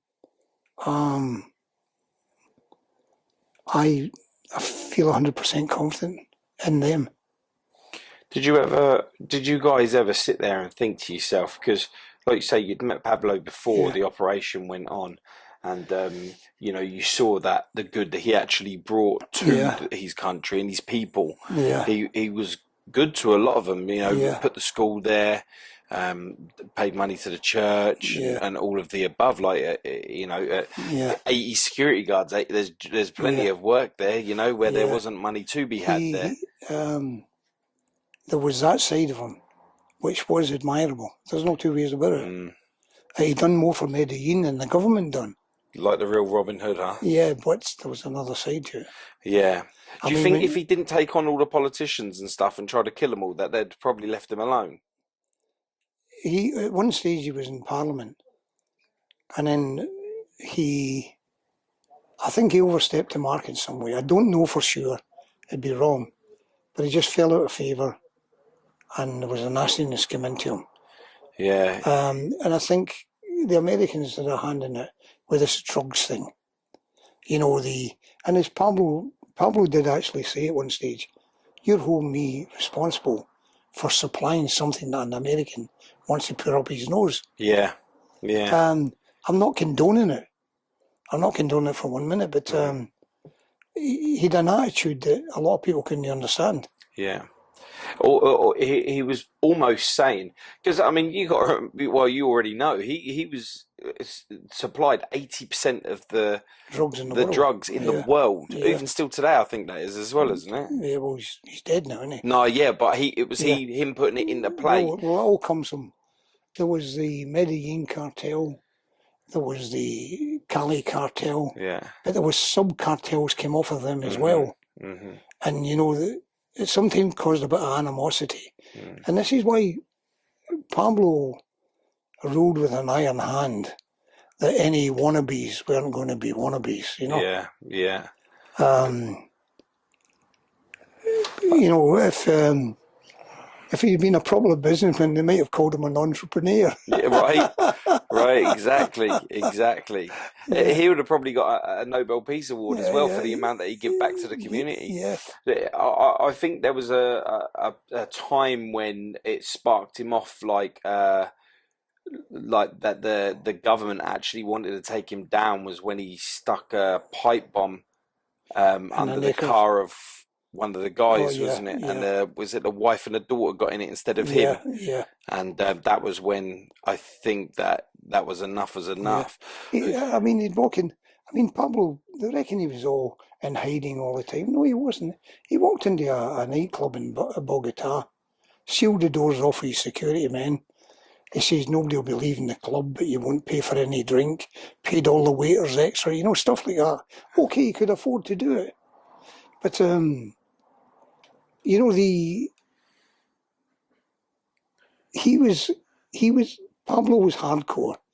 If you take the Medellin the Cali cartel, they were more organised, more. They had businesses, pharmaceutical businesses and whatnot. So, you know, they could process cocaine through there and all that, from what the legitimate businesses they had. What made you think he had so much power? Was it the fact that he just didn't care about the power that everyone else had? And I think once he accumulated money, you know, I mean, he offered at one stage there to pay off the Colombian national debt if they just dropped the whole lot. So it goes to show you how much money he had. Do you know what that figure was? No, I don't. I think who kept an awful lot of it going was the DEA. You know, they were out there and they wanted a result, and they wanted the American people to see the result. But, you know, I ran into some people. No, it'd be wrong to say I ran into them. I got word from people who said, watch the DEA, because they're corrupt as well. Now, don't forget there was Colombians in the DEA. It wasn't all Americans. Yeah. And he was clever enough. I'd love to know what that debt is. Jay, would you be able to Google what that debt was? I'd love to know if, you know, because you see it a lot with the cartels over time where they'd bring people up correct, so then they'd have them in law enforcement, they'd have them in solicitors, judges, and they'd grow them up that way. I wonder if he patterned all that up to make that happen himself. Well, put it like this. Pablo had all the guys on the radar on his payroll. Yeah. So whenever a strange plane came in that wasn't routine, it went straight to him. Pablo was so organised that as you were driving through the forest or jungle to get to his place, on every corner there was a little shop that sold cigarettes, pop, but there's no population there, but they were there. So And then they can call ahead. that was his outpost, yeah. He was, you know, you can turn around and say, oh, he was a thug, he done this and that. The thing was, he was organised. You know, if it's he definitely had leadership qualities. His leadership went a bit to the extremes, yes. But, you know, I sometimes wonder if he hadn't been as ruthless, would he have still been there? I don't know. He was a very clever man to be able to master what he mastered within where he was as well, you know. And didn't they wanted to put him in jail, and he turned around and said, if you put me in jail, I'll build my own jail. He did build his and own. he built his own prison, didn't he? It was a place called Envigado. And Dave came to me, he says, right, we're going to try and attack the place. And Dave tried to buy a bomber, we were going to bomb it. Or Dave was, you know, he was the brains out there on that one. He was your tech guy that just could get anything, wasn't he? Dave was fantastic. Dave and I would sit there, and if it came to military things, he says, I'm going to hand you over to Peter. But when it came to business stuff, he was sourcing it and everything, yeah. And the other thing is, you know, he's been in jail, he was a safecracker. Dave Tompkins has got more integrity than most of the people that I know. Mm-hmm. You know, if he says he's going to do something, he does it. He's not into ripping people off. He's straight down the middle. Now, you know, the fact that he blew safes when he was younger, and he wasn't very successful, but, you know, the fact is, he's got integrity. He must have learned from your old man. Aye.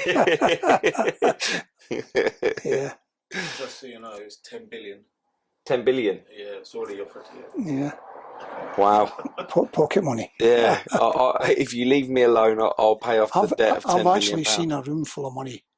The room was about that size. He actually had 2.1 billion per month is what he was making. Yeah. Really? Yeah. He was making 2.1 billion a month. Yeah. Wow.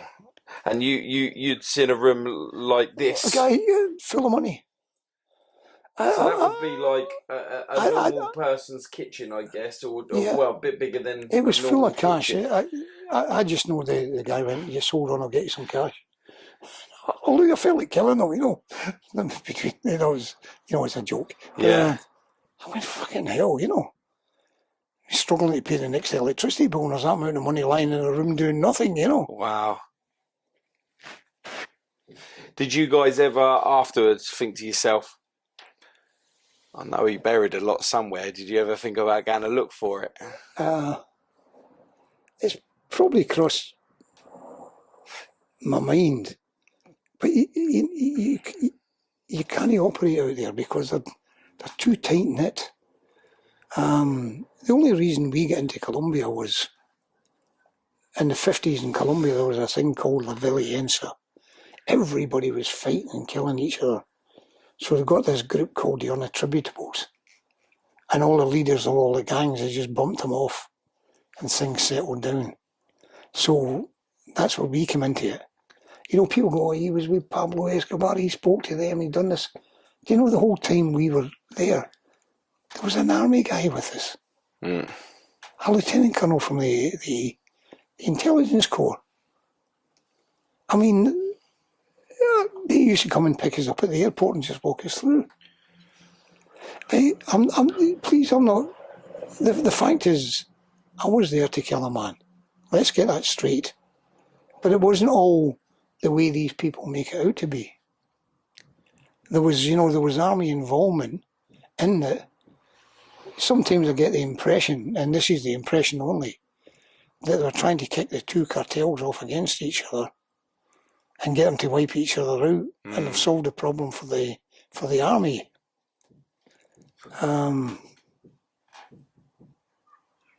So is it the army that contracted you for this mission? The guy was called, if you ever look at the Narcos, there's one on him, he was called Jorge Salcido. Yeah. And he was a lovely guy. You know, he really, yeah. What did he say to you? I need you to do something for me, lads. Yeah, he was purely professional about it. George wasn't a doer. If you wanted something, George can go and get it for you. You know, he wasn't a guy that would get in close with the enemy and kill him. He was into intelligence, and he enjoyed it. I mean, I've kept my old passport there. I've got stamps in there. I mean, I was out in the Columbia like a yo-yo at one stage, and I was still there. I'll take that one here. It went a lot higher than the so-called experts make out it did. Yeah. You know, they needed bad guys. We supplied that for them. And ones, I guess, that didn't ask questions. Yeah. You know, I want something done. Yeah. Okay. Yeah. Get me the right people. Ask a question. That's above your pay grade. You're not allowed, kind of thing. Yeah. Well, the way I looked at it is I trusted Dave enough, and we explained to the guys, and you know, says there's a lot of money in it. There's a target, and we never told them what the target was until we were committed. And they were still okay with it. What kind of price do they put on the death of one of the most world famous? Well, there was we were on a contract, and all it went to Dave. Dave paid us from it, and the guy says, they said we will look after you extremely well if the job is done. And a guy called Pacho nipped in, says if you bring his head back, I'll throw in a quick $1 million. Wow. They were fairly ruthless people, but then again, so were we. Yeah. Yeah, I mean, if they're ruthless and they're having to hire somebody else to come and do something that they could do, they'd obviously be hiring the boys that are along the lines, if not more. Yeah. How do you get yourself in a position where, you know, you're the ones to be called for probably one of the hardest jobs to do in a country where you'd stand out like a sore thumb in a forest? Yeah. This ain't flat land. This is like forest where bugs can kill you, snakes can kill you, like spiders, like, you know. Yeah. And you did end up laid down in a forest with broken limbs and suffered greatly. And if them guys didn't come and save you, we wouldn't be talking today. No, you wouldn't. We wouldn't be talking today. And if they would have found your body, they would have probably made an example of you. Yeah. You know? I had a visit from 2 men who came to my pub. And, you know, and they were sitting there. And one, it was like something out of a John le Carre movie or book. One had a melting coat on. The only thing missing was the carnation, you know. Yeah. And the stick, dum, you know. And there was an operator with him, sort of deeply tanned. It could have been movie material. And one of the barmaids said, Peter, there's a couple of toffs down there want to see you. Toffs ain't had that way for time. Yeah. And I says, come up, and I took them to this bar upstairs. And they were talking to me like, I'm laying my life on the line. And they're talking to me like I didn't know what I was doing. You don't lay your life on the line for nothing. Yeah. There's obviously going to be an outcome where you want the money for doing it and live happily ever after. They say, do you realise, you know, the knowing look, that you were going to be shot down on the way back for the target? Do you think we hadn't cared for that? You know, we had catered for everything that could go wrong. And this guy was sitting there, and there was a picture of my grandfather behind him with his kilt on, you know. And I looked, and the comparison between the two. This old man went out and fought for what he was told to believe at that time. And there's these two game players, you know. They're never going to see an angry mosquito. Yeah. It's funny. But it was the way he spoke to me. And I went, I've been soldiering longer than he's been doing his job. But it was just, you know, you're going to be shot down. You know? And I can't stand that upper class accent, you know. Yeah. I call it the plum, you know. Well, I mean, you've got every right to be that way. You know, I think when you've laid your life down for many countries to be able to help put through, I don't think anyone has the right to come talk down to you in a way, because if you didn't do the things that you're doing, which enabled other things in Spur, then you know, they probably wouldn't even be here today. And if they did, they probably wouldn't even be native to this country. Do you know what we never covered? We never covered South Africa, the Pathfinders. Yeah, so South Africa is one of them places where, you know, there is cannibalism and everything going on there, man. Yeah. Like you volunteered yourself out there, didn't you? Yeah, did I? Yeah, like It was basically what happened. Rhodesia folded up. I went down to South Africa. I joined the parachute brigade, and I said, "Could you start up a Pathfinder company?" And again, it was a rewarding job. They were all. I mean, I'm sure the only reason I got the job was I was the only guy that could handle this lot. You know what I mean? They were maniacs, but they were soldiers. They were up for it the whole time. Yeah. do you feel like that you was on a mission to your demise, or do you feel like that you was built to be a soldier, to be on missions, and to put yourself in some of the most dangerous countries in the world? No, I don't. And I'll tell you, one of the driving forces I had was the element of snobbery within the British Army. Yes, I see he's at it again, you know. Yeah. For example, I went to the South African Army, the Rhodesian Army, and I went to a regimental do, and when I went, "Hello, Mcaleese, behaving yourself?" And I just said, "There's something quite obvious here, that I've grown up since I last saw you. You haven't." Yeah, I like that. And when I was flying into Chimoyo to drop on top of 5,000, I never saw you there. Yeah. So, you know, I had my way at coming back to them. It's not to say that they weren't good regular soldiers within the British Army, but, you know, as I told you, there's professional soldiers, there's career soldiers, there's guys who probably don't know the reason they joined, you know. When was the change for you, when you start looking at people as soldiers, start looking at people as career soldiers, and you know, when you're talking to these people, they're sending you out on the front line to go and do the jobs that they won't do. Yeah. Did you realise, hang on a minute, you wasn't there beside me? Yeah. You wasn't there. You get an awful lot in the special forces and units. You know, you get there was guys who, when I was in the SAS, had fought in Malaya.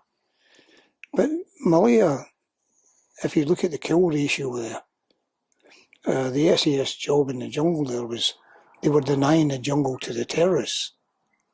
You know, it wasn't like Vietnam, where they were battling for ground against the Viet Minh or the Viet Cong. It was a good operation. It was well handled by the British Army, but I wouldn't say you could talk like that to young guys knocking about now in the regiment. Yeah. They are just things they're handled seem to be more aggressively now. You know, like, I mean, when I was in Iraq,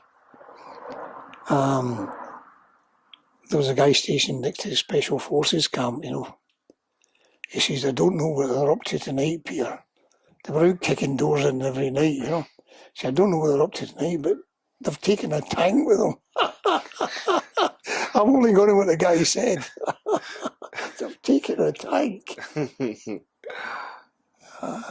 So when you've gone out into these countries and you see, you know, that you're a young man, but these countries that you're going to, they've got their children with machine guns. Yeah. And did this when you see things like that, do you think to yourself, what the fuck? I never experienced that. The youngest guy I told you, he was a teenager. The one I told you was unscrewing the grenade. I never saw children doing it, but there obviously is, you know. Yeah. I just, you know, Africa, it's a wild place, and I don't think we'll understand it. Some of the colonies have fared well, like Kenya is fairly well controlled, but there's a lot goes on in the background there. South Africa seems to be, you know, financially she's losing it, and I don't know enough about finance and world affairs to say anything about it. But life in general for me has been fantastic. I never had a job that I enjoyed as much as the army. I did 12 years in the security, you know, organising teams and whatnot. I've been to Russia, trained some close personnel. You have been to some countries, man. I mean, I enjoyed Russia. I mean, there was two guys looked after me. Now, it goes to show you the difference. You take, say I'm a retired sergeant major, and I'm the army want me to stay on in another form. So they'll say, look, we're looking for a range boss, somebody that runs all the ranges. He's a sergeant major, can see it, or a sergeant. They run the ranges, so when the guys come there, they just maintain them, look after them. Now in Russia, when I went to the ranges, one was a lieutenant colonel and one was a major. And they were terrific to talk to. The one that was a major was a Yak pilot, you know, the Yak aircraft. He flew them. And I went, these guys are bullshitters.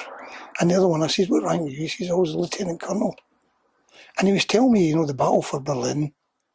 And I says, were you happy when it finished? He says, I thought I was going to get home.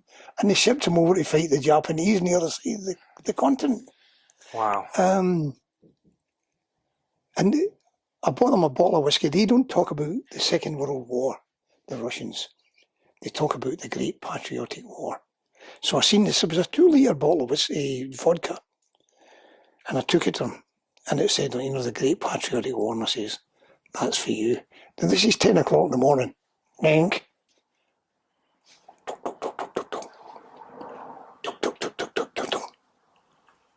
If you buy a man a bottle of vodka, you've got to drink it with a laugh. Yeah. And it was an experience being with them. And you know, this carry on we going about Ivan gold teeth. All they want to do is kill Brits.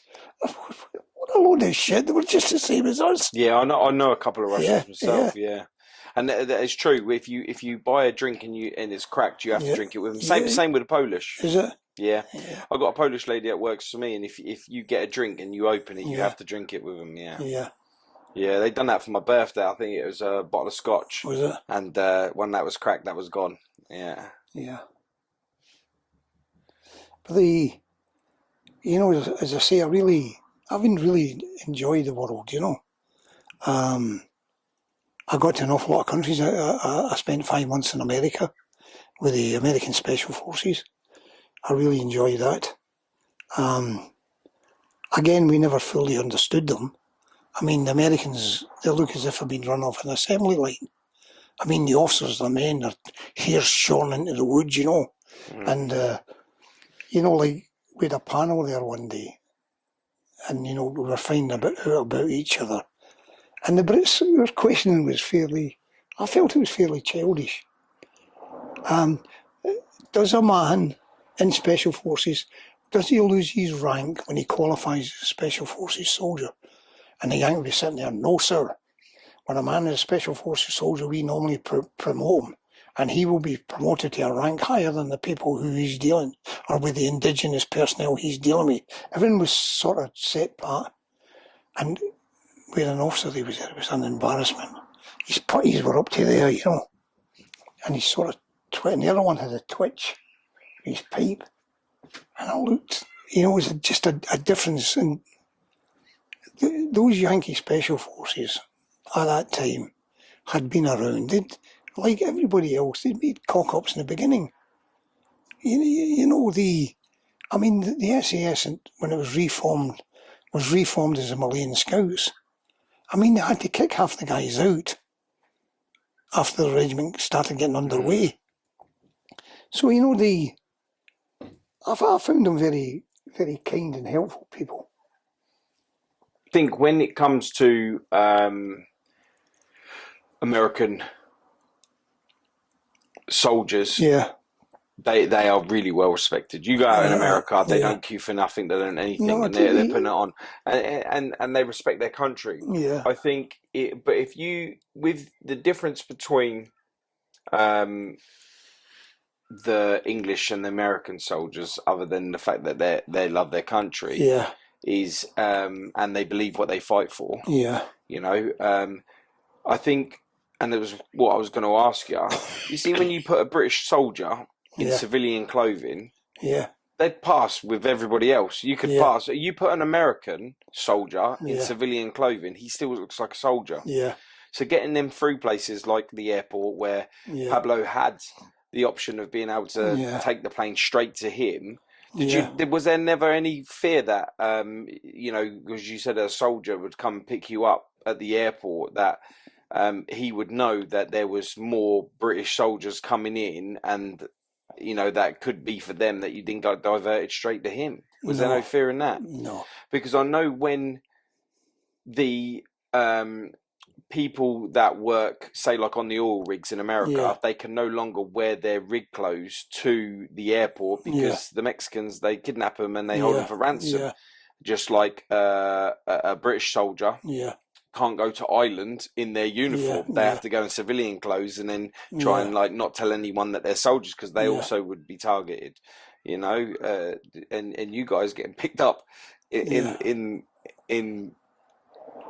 Colombia by a soldier, you could have been got right there and then before you'd even left the airport. The funny thing is they made us feel so secure, and I think deep down, once we get near weapons, they were always a bit wary of us. Can you see it? Because they knew we knew how to use them. I mean, as people get on to me, I get about Pablo all the time. You bit off more than you can chew. No, we didn't. We were carrying rockets and everything, everything with the explosives, grenades, everything we needed. And Pablo's guys were gauchos. They'd probably done training, yes, they are, but there wasn't that motivation that we had. Mm-hmm. I mean, the one guy that I told you, he left. The rest of them, I just said, look, guys, if you have any doubt, you're free to leave. And they stayed.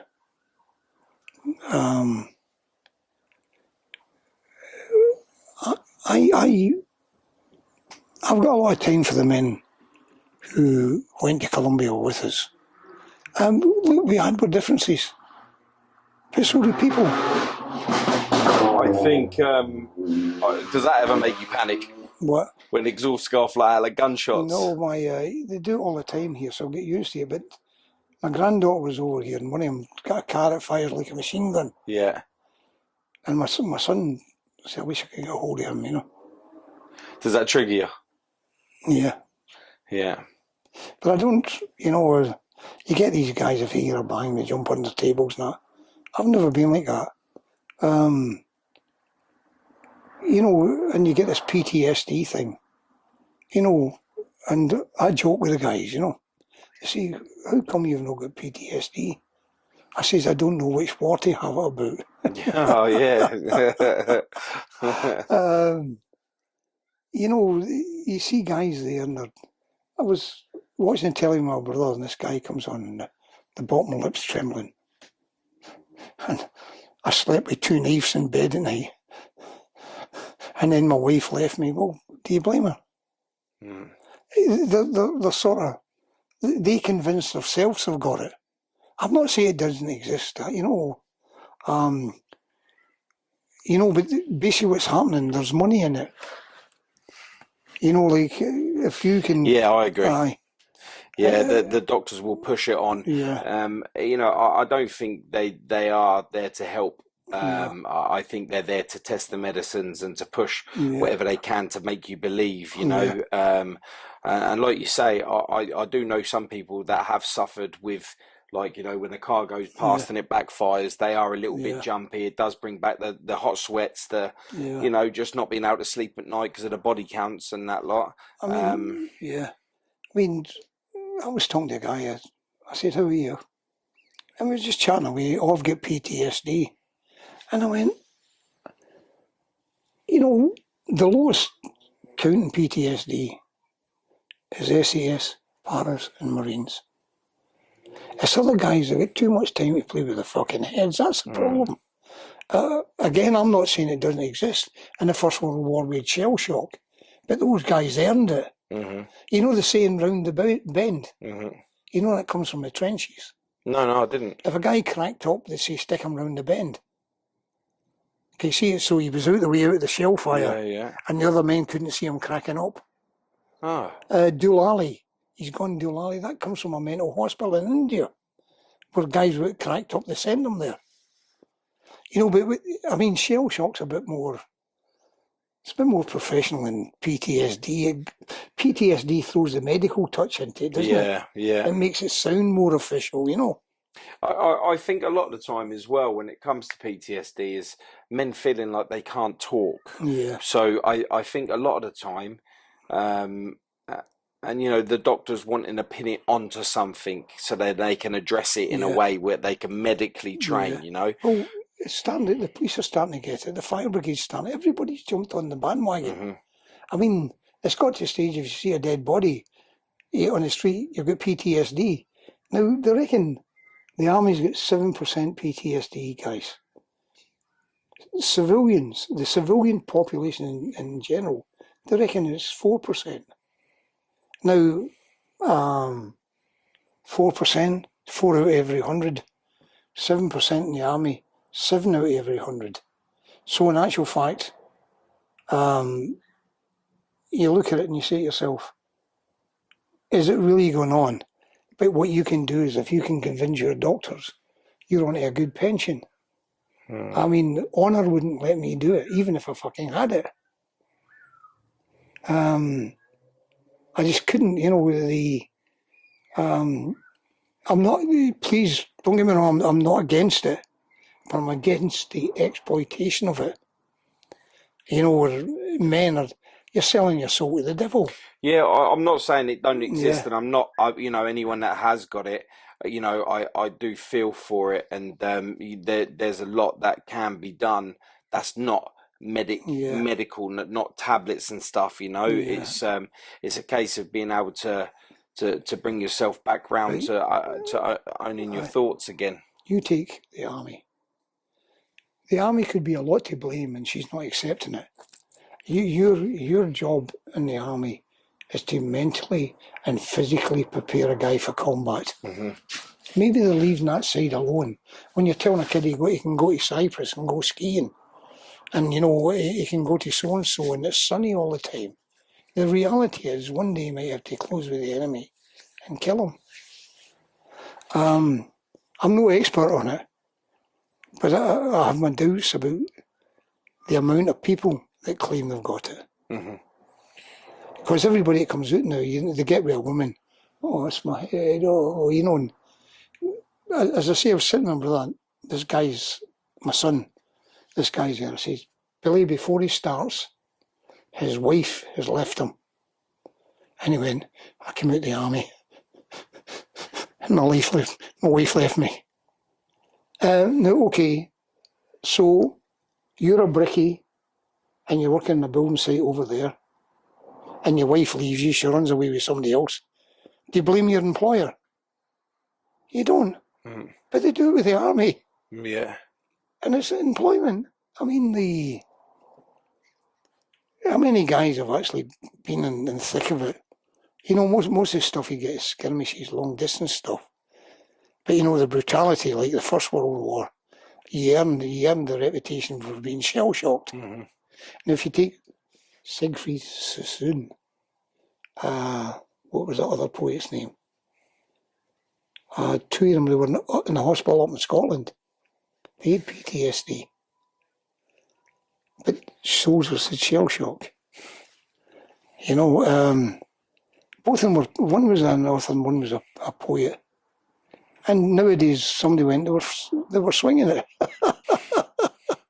But one of them had actually won a military cross. Wilfred Owen. Wilfred, yeah. That was the other one. Do you know your body count? No. Oh, in what way? In the army, like for killing people. Yeah, I do. You do? I wouldn't talk about it because people wouldn't believe me. I mean, you've heard me saying Chamoil. 180s jumped into Chamoil. We killed 1,000. So it means that if every one of us killed X amount of men each, it would come to that. Then we jumped into Stansby. So, you know, people think body counts, you know, God watch him, he's done this now. I'm embarrassed to say how many people have killed. And the reason being, they wouldn't believe me anyway. Mm-hmm. So there's no use saying it. I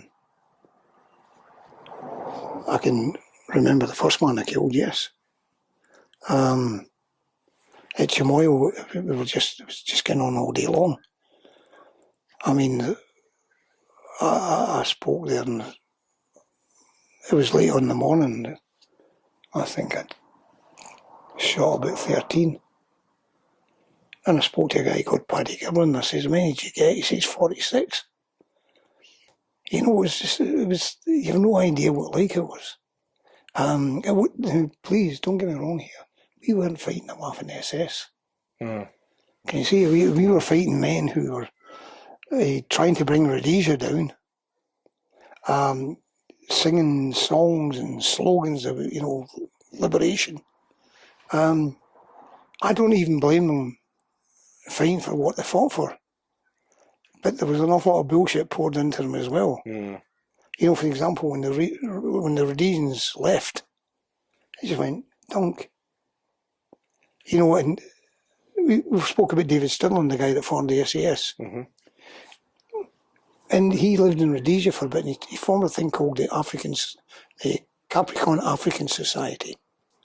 And the symbol was a zebra, you know, black and white stripes. And his aim was to get the black and white elite working together so as when independence came in, everything would be a smooth transition. But a lot of the whites in Rhodesia wouldn't have it. Stirling got himself a bad name through it, you know. Because working together doesn't bring money, does it? No. It doesn't bring money, and it would bring peace, and that's something you don't want when you're trying to stop the country from having its own strength. Yeah. Because when you get your own strength, you create your own power, and when you get your own power, you've got knowledge. Yeah. And everyone knows that knowledge is power. Yeah. Do you find that the amount of years and everything that you've given up, all of your youth, everything that you've had to do, suffer, the aches, the pains, even of today, where you think that it was all, what was it all for? Yeah, no, you've heard, I said, I put it in a nutshell later on. Do wars solve anything? No, they don't. Did I enjoy them? Yes, I did. But I know in the long run, the people that started the wars have actually got to sit down and stop them. Mm. And they're not capable of doing it. Because they know they've made a fool of it, and they've got to come up, they've got to have something to blame. It's only how I feel. I'm not saying I'm right, but that's my feeling on it. You've lived it to be able to have that say. To be fair, you know, you're 80 years old now, and I think that the army is mentally kept you right. Like, you're with it. Like, you know, we just went walking down the hall, and you overtook me.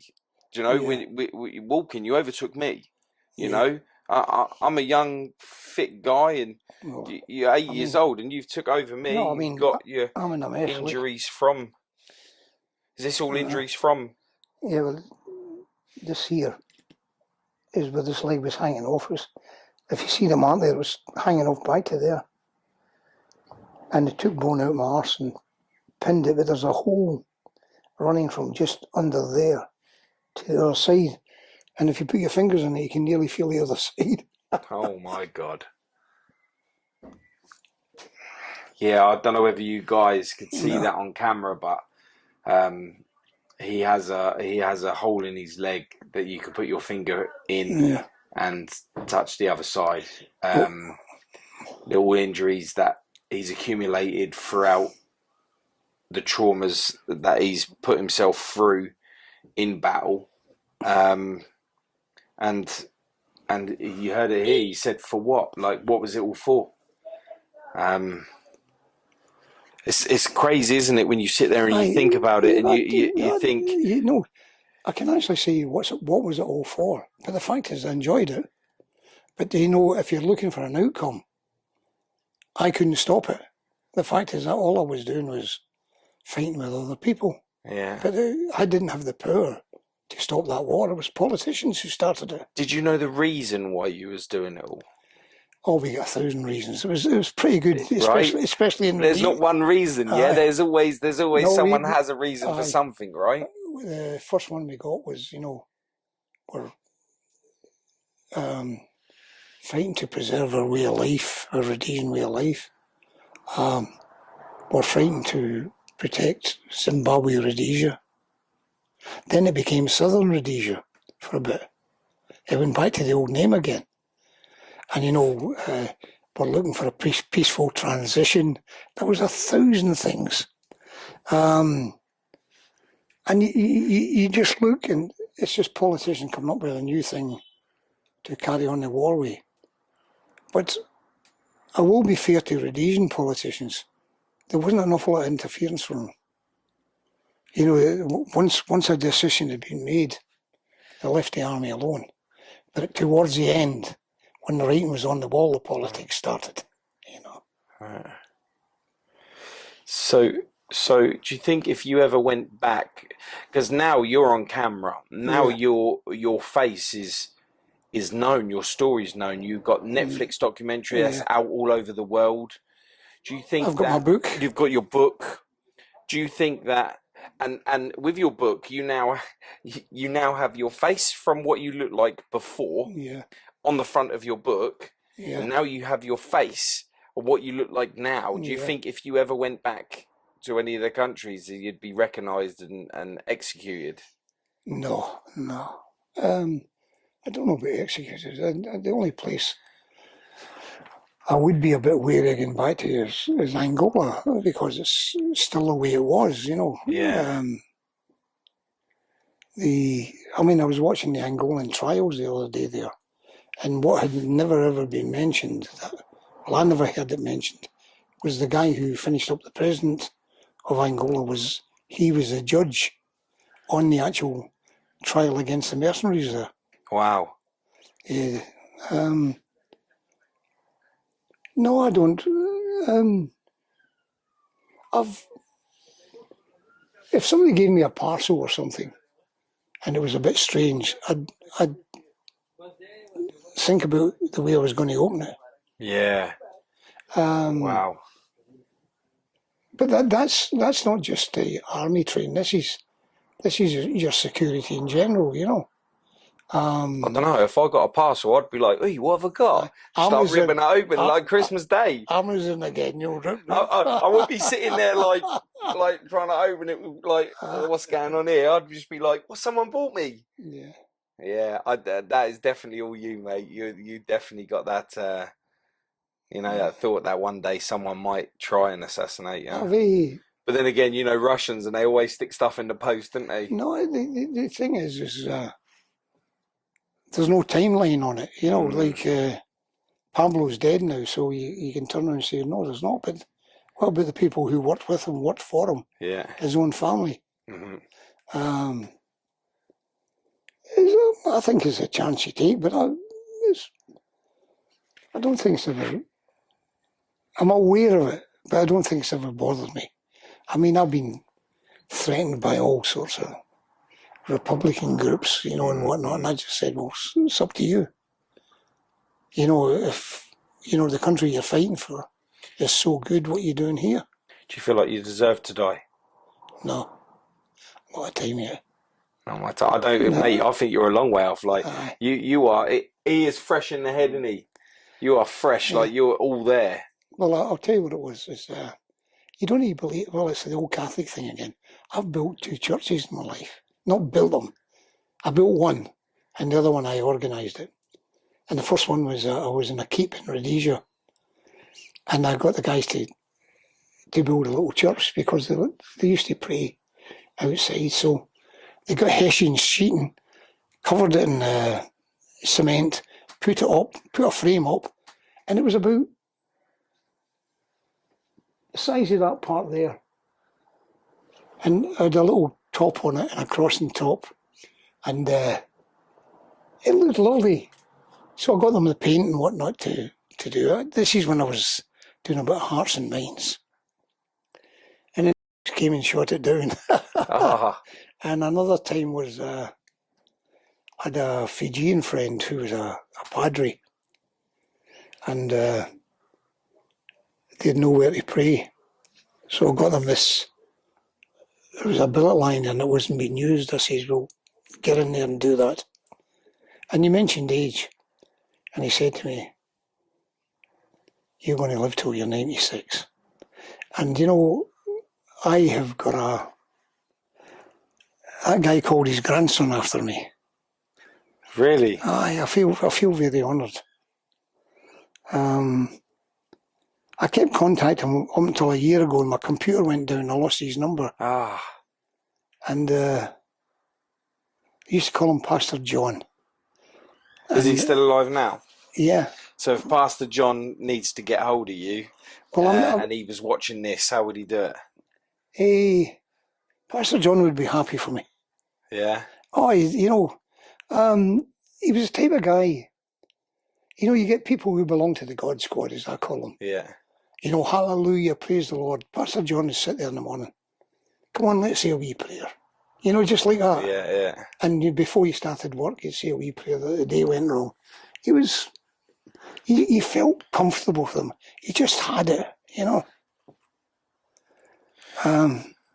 So with your book, this is new. Where can anyone get it from? You'll get it off Amazon. Amazon? Yeah. Yeah. There you go. Honoured. Get me a pen and I'll sign it for you. Hell yeah. Mate, it's been an absolute honour and a pleasure having you on the channel. Well, I've loved every second of it. Even the pre-stuff that we had, you had us smiling and giggling away in your room and just talking about everything. well, you know, if you can put it... See, a lot of people don't know me. They think... You know, they read a book like that. Now I'm talking about soldiering. They don't credit you with having a sense of humour. They don't credit you with seeing funny things. And above all, they don't know you as a person. I've got an awful lot of shortcomings, I have. And what I've done, I've tried to put them right. Regrets, I have a few. There's the breakup in my marriage. And and I think I could have been a better father. Generally speaking, I get on with people. I used to love drinking. I loved it. I enjoyed it. But the time came to finish, and I think I've got 10 years under my belt now. Yeah. Well done, man. My sister hasn't drank for 35 years. Wow. Yeah. It's just never bothered me since. I've had the odd time. I put on the Waylon Jennings, not Waylon Jennings, Carol Perkins, that country singer. Yeah. He was the original guy that sung Blue Suede Shoes. And I phoned up my son, I says, Billy, I feel like drinking. He says, get that music off, Dad.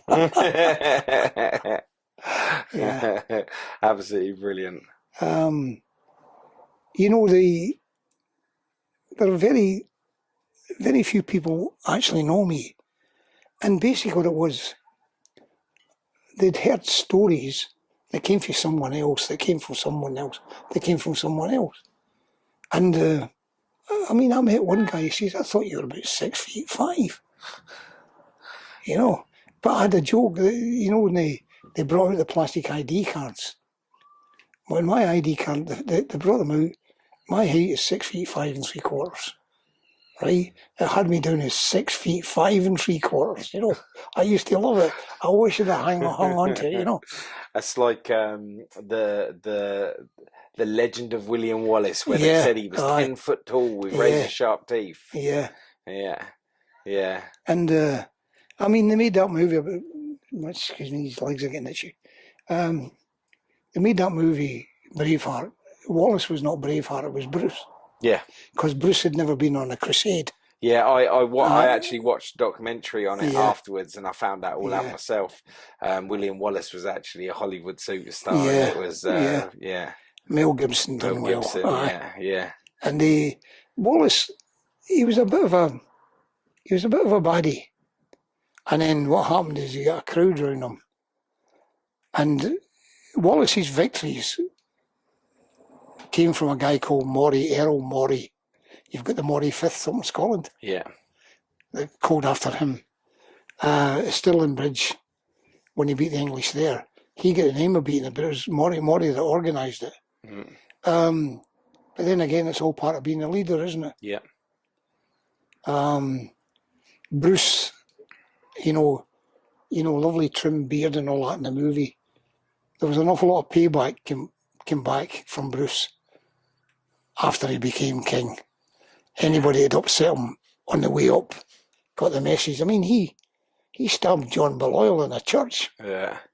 And then sent somebody in to finish him off with an axe or something, you know. Holier than now, eh? Yeah. I better let you guys go, I think. It's been absolutely amazing. Yeah. Thank you for the book. Yeah. Guys, you can get this on Amazon. Link will be in the bio. I thank you so much, man. I really appreciate it. Thank you. And it's been good talking to you today. And hopefully that your podcast will come out well. It definitely will. You're a character. Yeah. And I've absolutely loved meeting you, mate. Thank you.